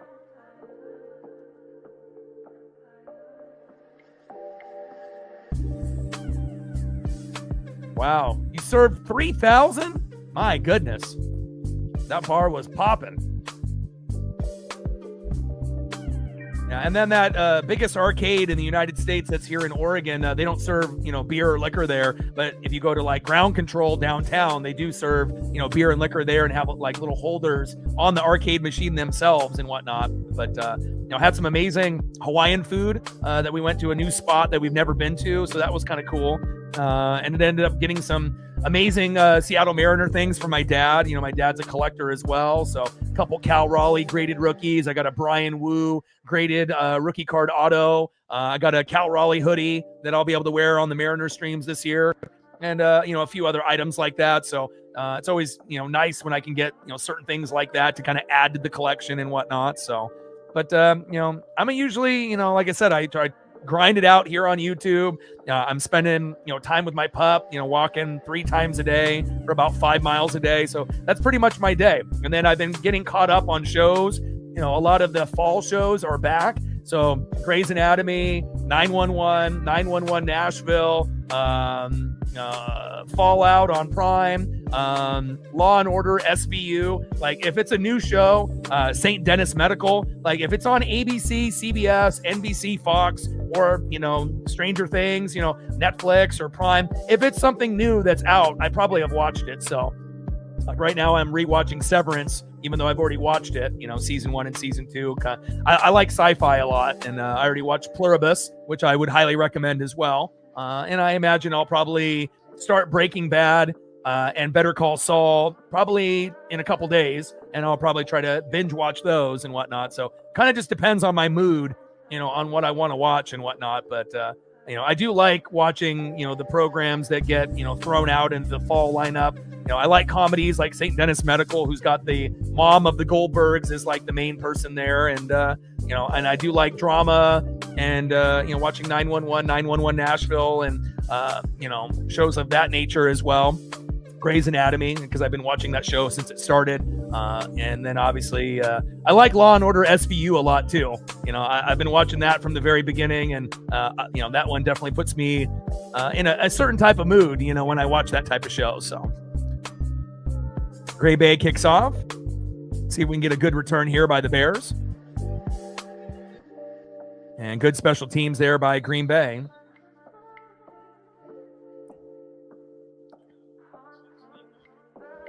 Really?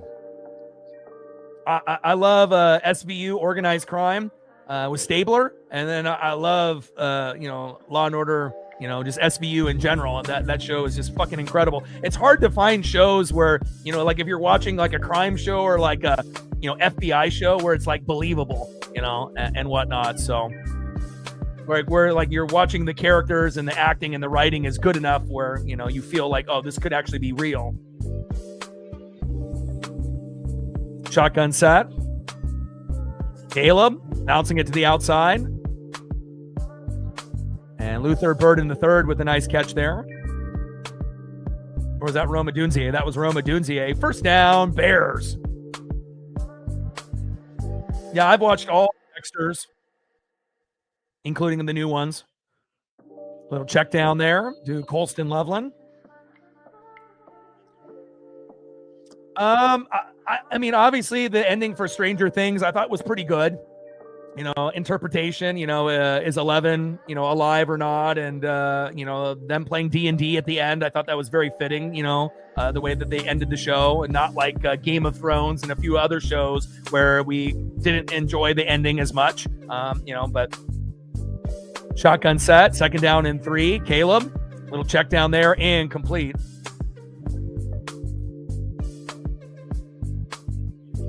Manungai there, the intended running back / receiver on that play. Third down and 3 at the Chicago 48.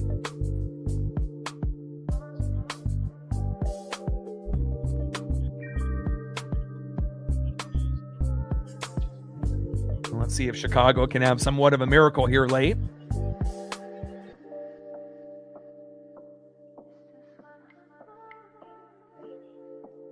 Man in motion, DJ Moore, shotgun set, Caleb. And pass incomplete. 4th down and 3.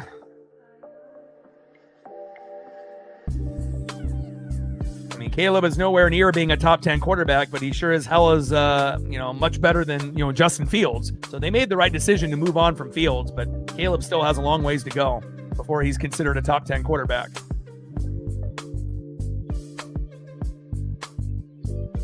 Shotgun set here on 4th down and 3. Trips right.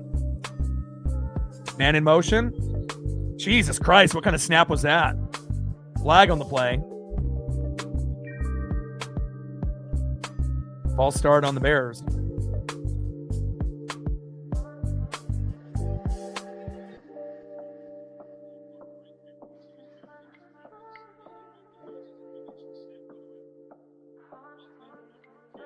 Yeah, that snap was ridiculous.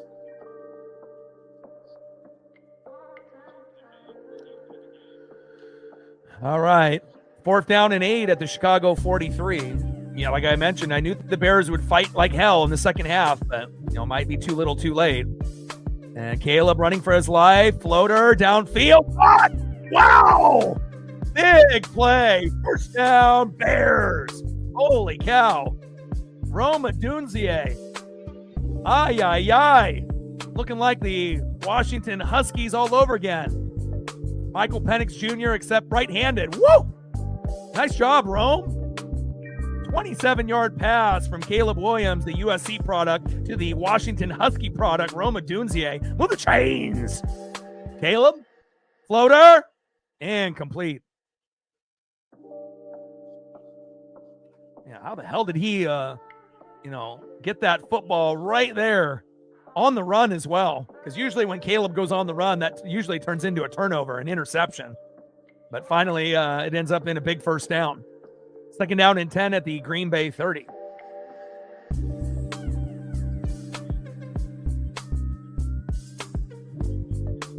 .503 left here in the 4th quarter. 27-16 Green Bay.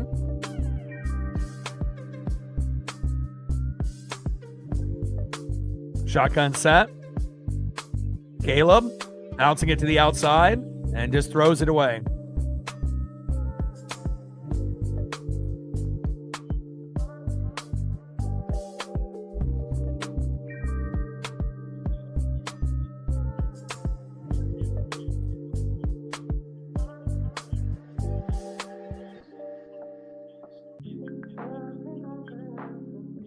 Like, sub, donate, comment, share. If you haven't smashed that like button yet, please do. Help us get to 100 likes, 100 on that dono train, and 5 to 15 subs. Let's get it, baby.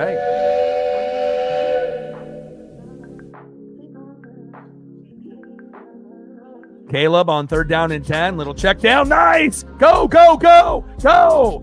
Great yards after catch, baby. Manangai. Manangai is the guy. 1st and goal. The Bears bear down. Move the chains.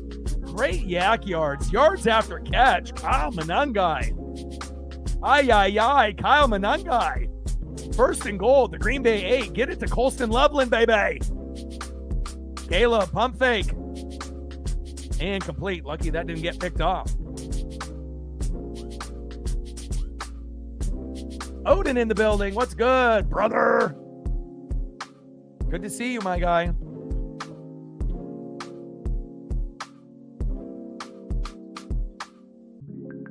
What do we got on the dono train? We're only at 7 right now, so we're a little behind the 8 ball with that, but, it is what it is. I assume that's what you're asking. 2nd and goal at the Green Bay 8, unless you're talking about the score. 27-16 Green Bay. Shotgun set here for Caleb Williams. There you go. Touchdown, Bears. Let's go.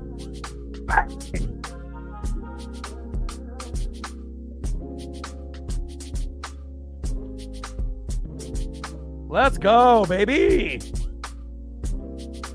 Nice job.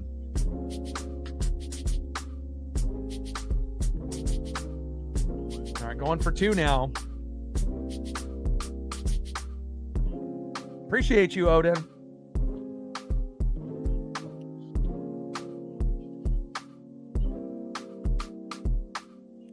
Zacchaeus.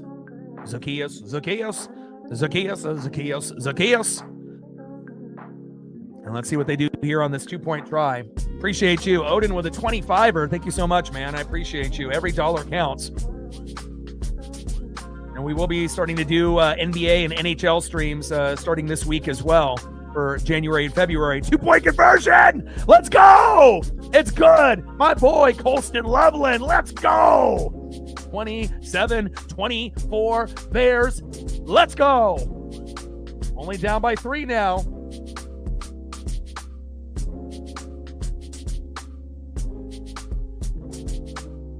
Cheese grater in full effect. Appreciate you, Odin. It means a lot, man.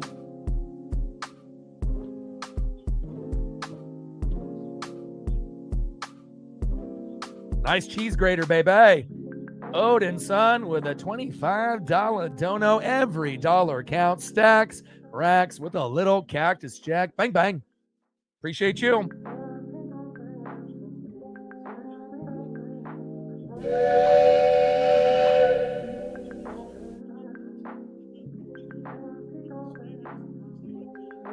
Appreciate you, my guy. 27-24. And just imagine if the Bears, had anything in the first half. They ended up being down 21-3 at half. They were down by 18. And if you can end up getting that big pick six, that big fumble for a touchdown, or that big play, that could maybe, be the difference, for the Bears coming back.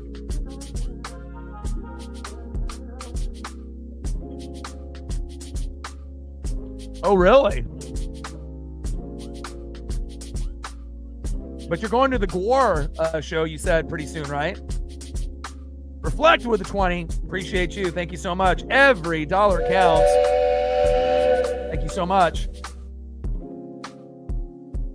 Stacks, racks with a little cactus jack. Bang, bang.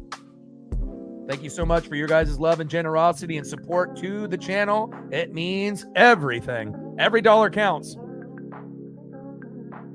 Gore in March, baby. That's going to be an awesome show. All right, and the Bears still have enough time. I mean, it's not like there's only 1 minute left. I mean, there's 4:18 left. I mean, I couldn't think of a better time for a pick six for the Bears than coming on this drive right now. Guar and Soulfly, awesome.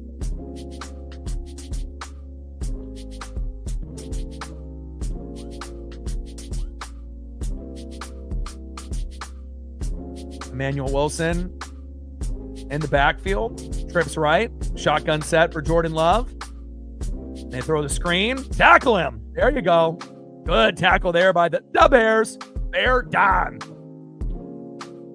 2nd down and 8 for Jordan Love. For real.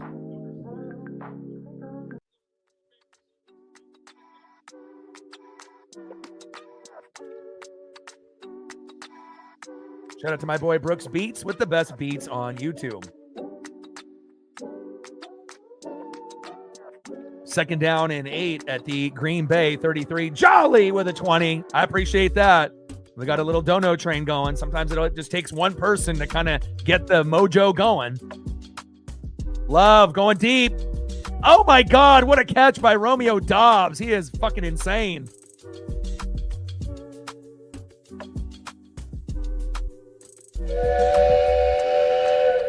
Appreciate you. Dono train in full effect. Stacks, racks with a little cactus jack. Bang, bang. Thank you so much for you guys' love and support. It means everything. Appreciate you. Shout out to Odin to get that dono train started. Reflect and Jolly hopping on. And Jolly starting it off with auto. And I appreciate you guys very, very much. Shotgun set. Handoff up the middle. And minimal gain, if anything, there for Josh Jacobs. 2nd down.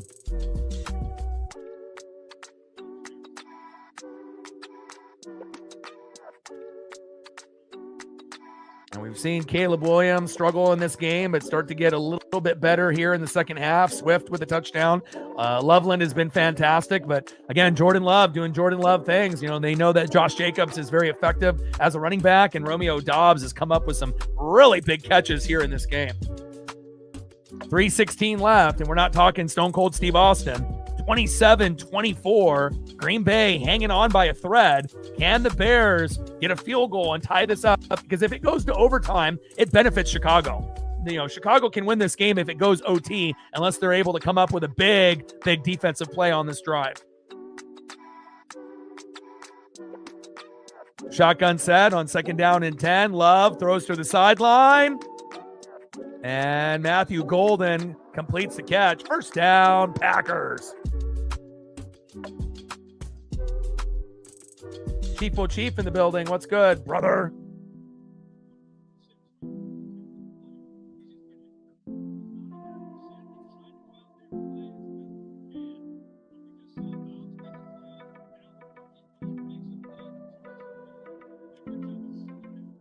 What's your favorite out of all the ones that you've watched? You got a particular favorite out of all the musician movies that you've watched lately?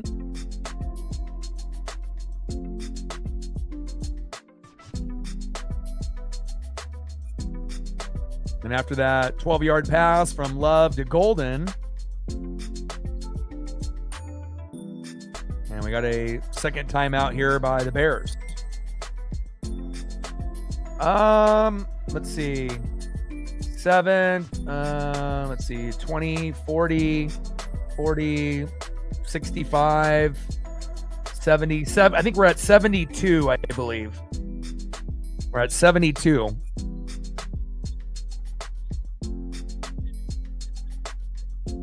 So we need 28 more to hit our goal. We started off with Jolly with a 5-er, and then Otto with a 2, and then you ended up doing a 25-er to put us at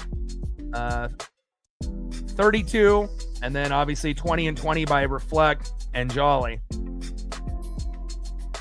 So we're at 72, 28 to go to hit goal. Back of the end zone and complete. Good coverage there by the Bears, which we haven't really been able to say that much in this game. 3:02 left in the fourth quarter. Packers up 27-24.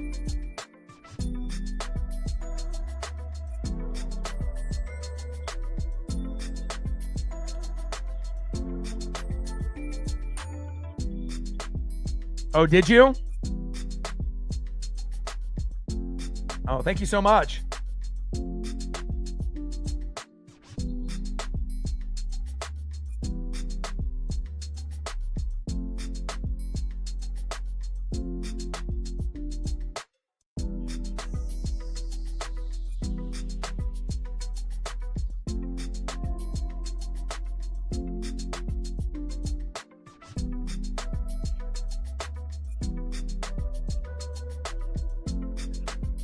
Yeah, so I got a 25 from you, and that's what I have from you so far. So based off that, 25, 30, 32, 52, 72. So we're at 72 at the moment, as far as what I can see, visually on my end. 3rd down and 10.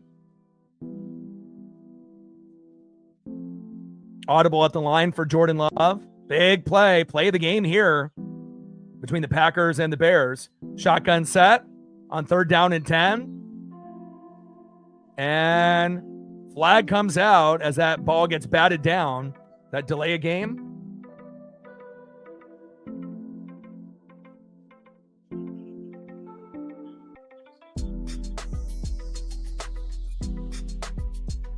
And that's going to be 3rd down and 15 at the Chicago 26.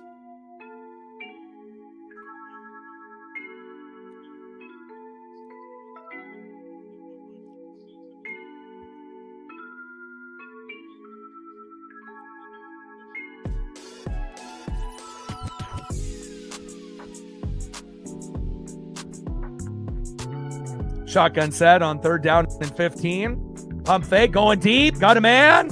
And just out of Romeo Dobbs's range and complete. 4th down and 15. And nice to be able to see the Chicago Bear defense finally step up here in the second half.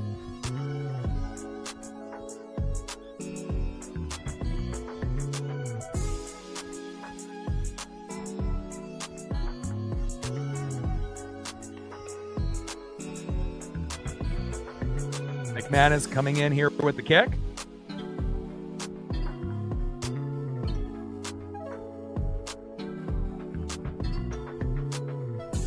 Kick is up. No good! No good! No good!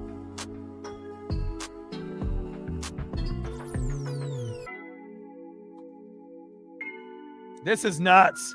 The Bears actually can win this game with a touchdown. Holy hell. After being down 21-3 at half. Oh my. Wowza.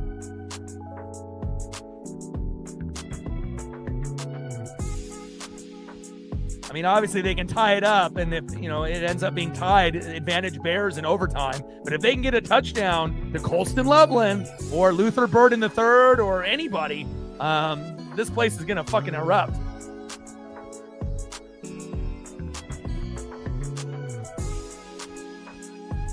$72 on that dono train, 28 to go to hit goal. Shout out to Jolly, Otto, Reflect, Jolly, and Odin's son. Appreciate you guys. 1st down and 10 here at the 26. Caleb Williams. Get rid of it, Caleb! Get rid of it! Takes a big hit and throw to the sideline, incomplete. 2nd down and 10 at the Chicago 26.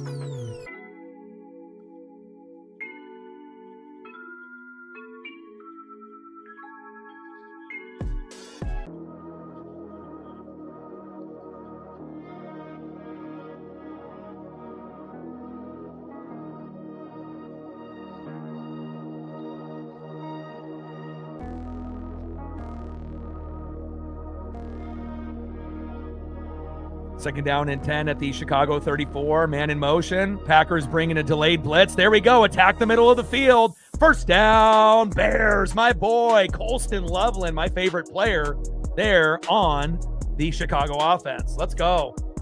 And Reflect says, hey, I'll get you to your goal. Thank you so much, man. I appreciate you. Stacks. Rax with the little Cactus Jack. Bang, bang. Thank you so much. I appreciate it. And Reflect gets us over the goal. Thank you so much.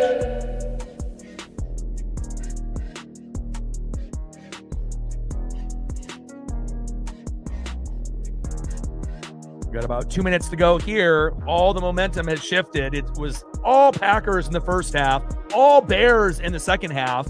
And again, there's been a lot of mistakes by Chicago. I mean, honestly, if they played a little bit better, they could have probably hit 40. In this game. But again, a lot of mistakes, a lot of bad play calling, by Ben Johnson going for it on 4th down too many times in the first half. A couple interceptions by Caleb Williams. It definitely was not a clean game for them. But again, much better in the 3rd and 4th quarter for Chicago.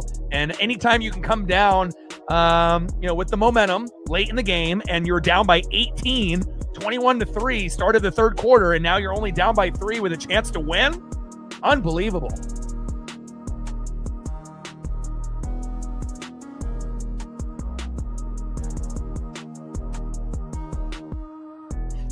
First down and 10. Handoff up the middle to DeAndre Swift. Odin is keeping the dono train going.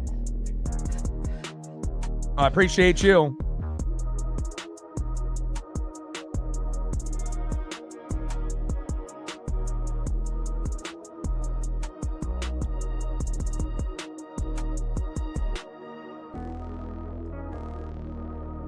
So originally, Odin, did you mean to do 50 originally? Because you did 25 and then 50. Do you need me to send you back the 25?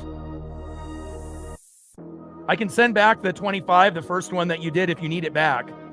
But Odin did a 25 and now did another 50. I know sometimes, things get mixed up and whatnot and anything. So again, you let me know. And again, if you need me to send back that 25 on Cash App, I can if need be. But I do appreciate your generosity. If you can swing the 25 and the 50, obviously, it's greatly appreciated. So Okay. Just want to make sure. I appreciate you. Stacks.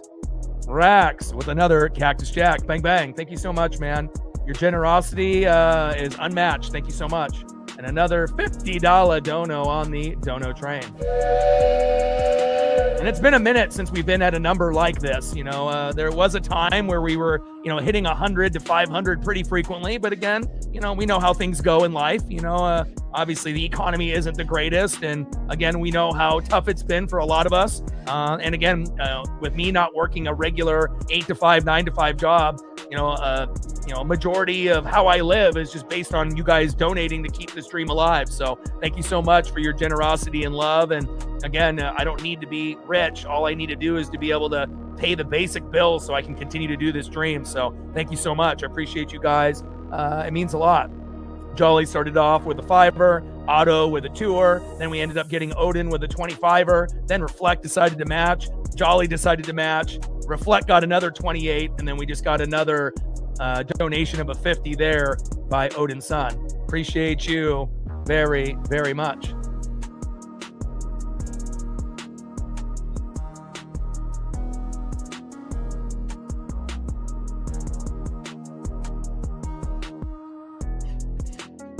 $27-24, and we're at the 2-minute warning.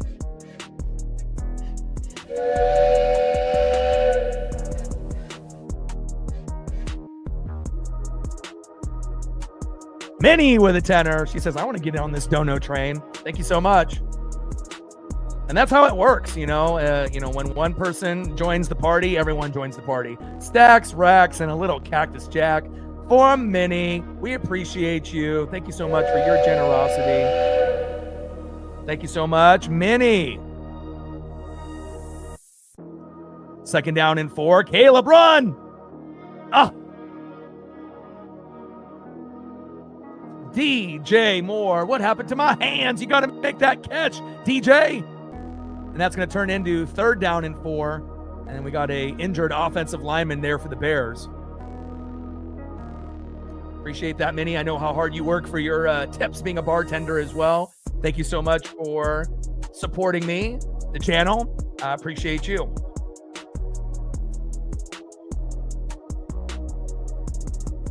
Third down and 4 here at the Green Bay 48. And a little check down there by Caleb to DeAndre Swift. Let's go. Let's go. Let's go. Nice job there by DeAndre Swift. And now it feels like the Bears are either going to tie it up, but they're looking for a touchdown. But again, you don't want to score too quick. You know, you want to leave as little time possible for Jordan Love. 1st down and 10 at the Green Bay 25. But you don't want to get too cute by just running the football and assuming you're going to score, and then you don't. So, but also you don't want to score too quickly. We'll see if Green Bay, depending on where we end up getting, you know, the football here. Floater, there it is. DJ Moore, touchdown, Bears. Let's go. But you kind of left a lot of time, though. You know, you left 143 for Jordan Love. But if the defense plays, you know, like they played for a majority of the second half, that might be enough. You know, because we know the secondary can make some plays. What a huge comeback. Nice job there. And, I did put DJ Moore on the thumb. I had a feeling that maybe today would be the day. And look at DJ Moore coming up with the big touchdown in the 4th quarter. Smiles all across the board. 30-27. They need this extra point so that way they go up by 4 and then force the Packers to have to get a touchdown to win. Extra point is up. Santos, and it's good, baby. Let's go. Minnie with another tour. Appreciate you. Stacks, racks with a little Cactus Jack. Appreciate you so much. Another $2 hop on the dono train. Thank you so much, Minnie.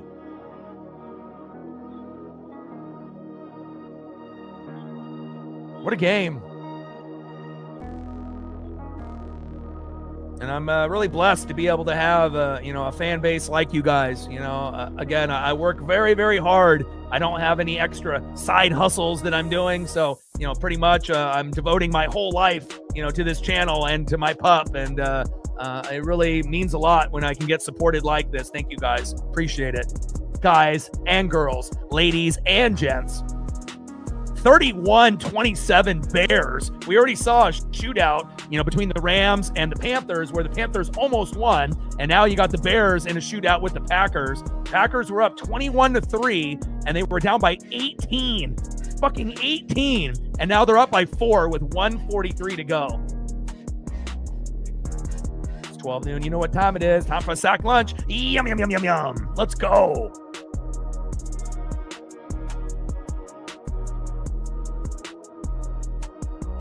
Bears with the kick. Hit his ass. Good special teams there by Chicago.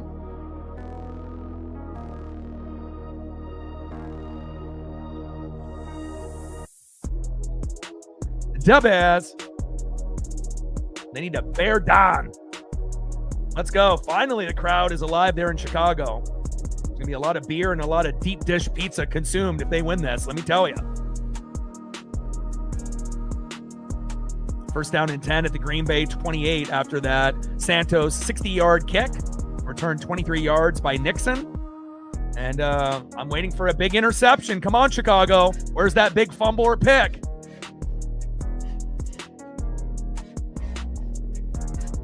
Shotgun set. Love. Pump fake. Check down. Jacobs. Got a few yards there on first down.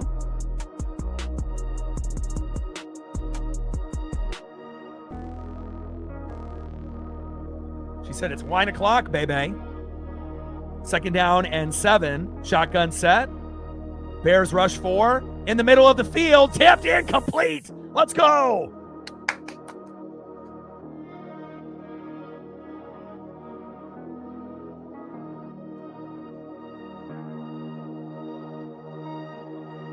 I got so excited I knocked over my lighting.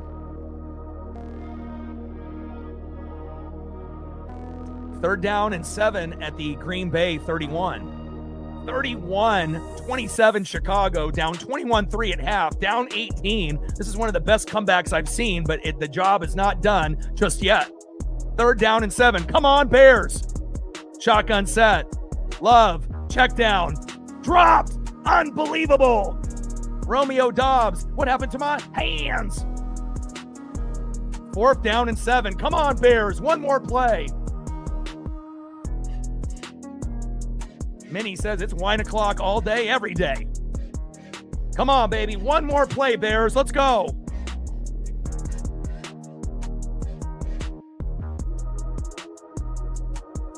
Come on, Chicago. Come on, Bears. Man in motion.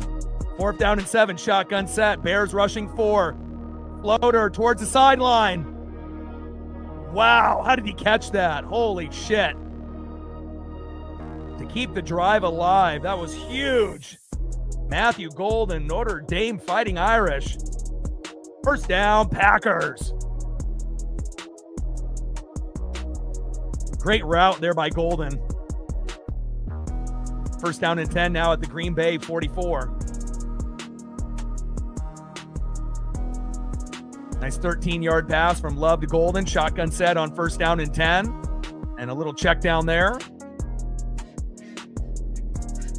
We're down to 55 seconds left here on second down. Bears up 31-27. Ali.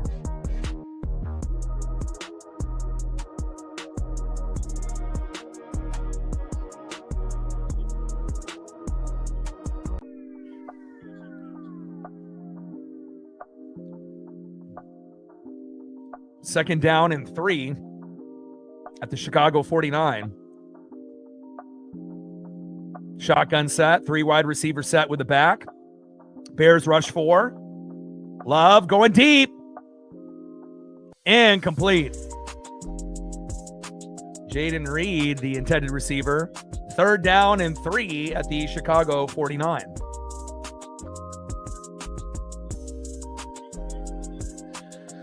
Oh, man, what a game. Both of these games today have been ridiculous. You know, when everyone thought, more than likely that the Bears and Panthers were going to get blown out, not so fast. You never know what's going to happen in the playoffs. Shotgun set on 3rd down and 3.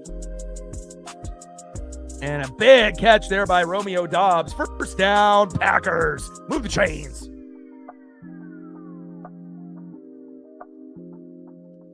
And Green Bay with a timeout.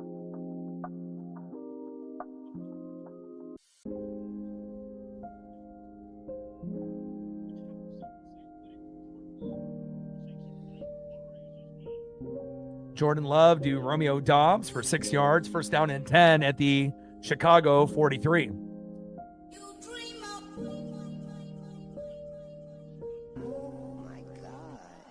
And then tomorrow, obviously, you got the Jags and the Bills at 10 a.m. I'll be watching that. Then you got the Niners and Eagles. Should be a great game at 1:30. And then you got the Chargers and the Patriots tomorrow night. So haven't really decided which game that I'll do. More than likely, it'll be the late game just based off the time. Flag comes out. Love fires downfield. First down, Packers. But I believe that's going to be an illegal shift or holding on the Packers. I assume that'll be coming back. And you got an injured Packer down as well.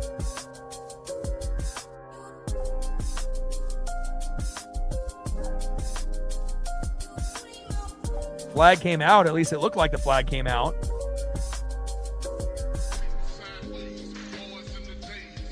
Did they pick up the flag that I thought I saw?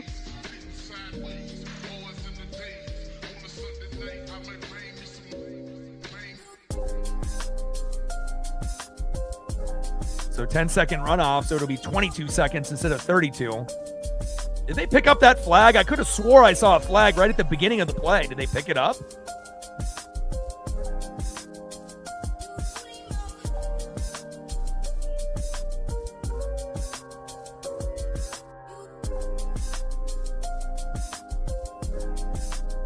God, this game.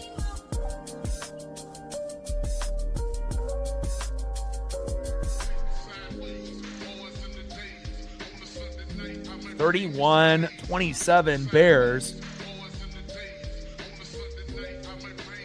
22 seconds left for Jordan Love to be a hero or for the Bears defense to be able to make the big play.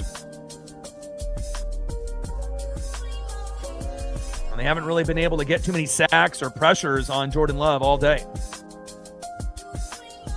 Yeah, this might be the best first day of the playoffs that we've seen. Honestly, I can't remember a better first day than what we've seen so far, with the Rams and the Panthers and then the Packers and Bears. Shotgun set on first down and 10. Get him!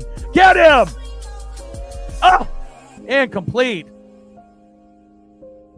Christian Watson, the intended receiver. Incomplete. Yeah, absolutely.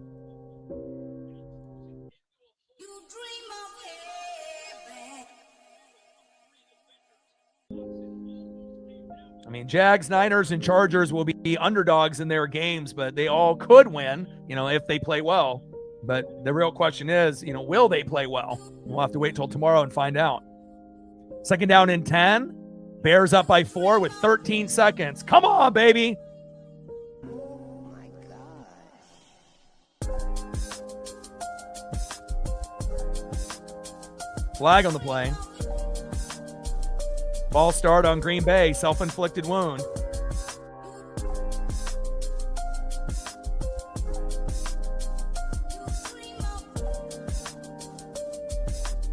Like, sub, donate, comment, share. If you haven't smashed that like button yet, please do help us get to 100 likes. We obviously hit the dono goal. Thank you so much for all of you. And 5 to 15 subs. Appreciate you. Bye-bye. Second down and 15 at the Chicago 28. Bears only rushing 3. Get him! Get him! Get from behind. Yes! Yes! Let's go! Let's go! Montez Sweat. And Jordan Love was sweating that play. Oh, right on the wrist, too. Look at the wrist. Come on, Bears.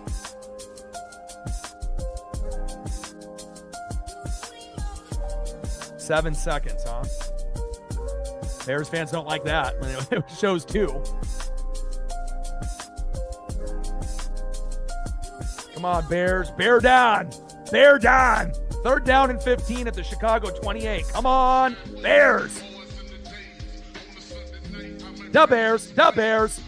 3rd down and 15. Fumbled snap. Get it. Get it. Get him. Get him. Get him. Get him. Run.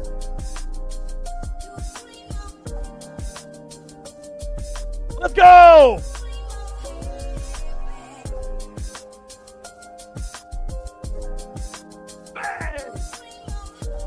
Yes! Nothing makes me happier in life seeing Green Bay lose. Let's go! Yeah! Let's go. 21-3, coming back from 18 down. A big collapse for the Green Bay Packers. I fucking love it. Let's go. Let's go.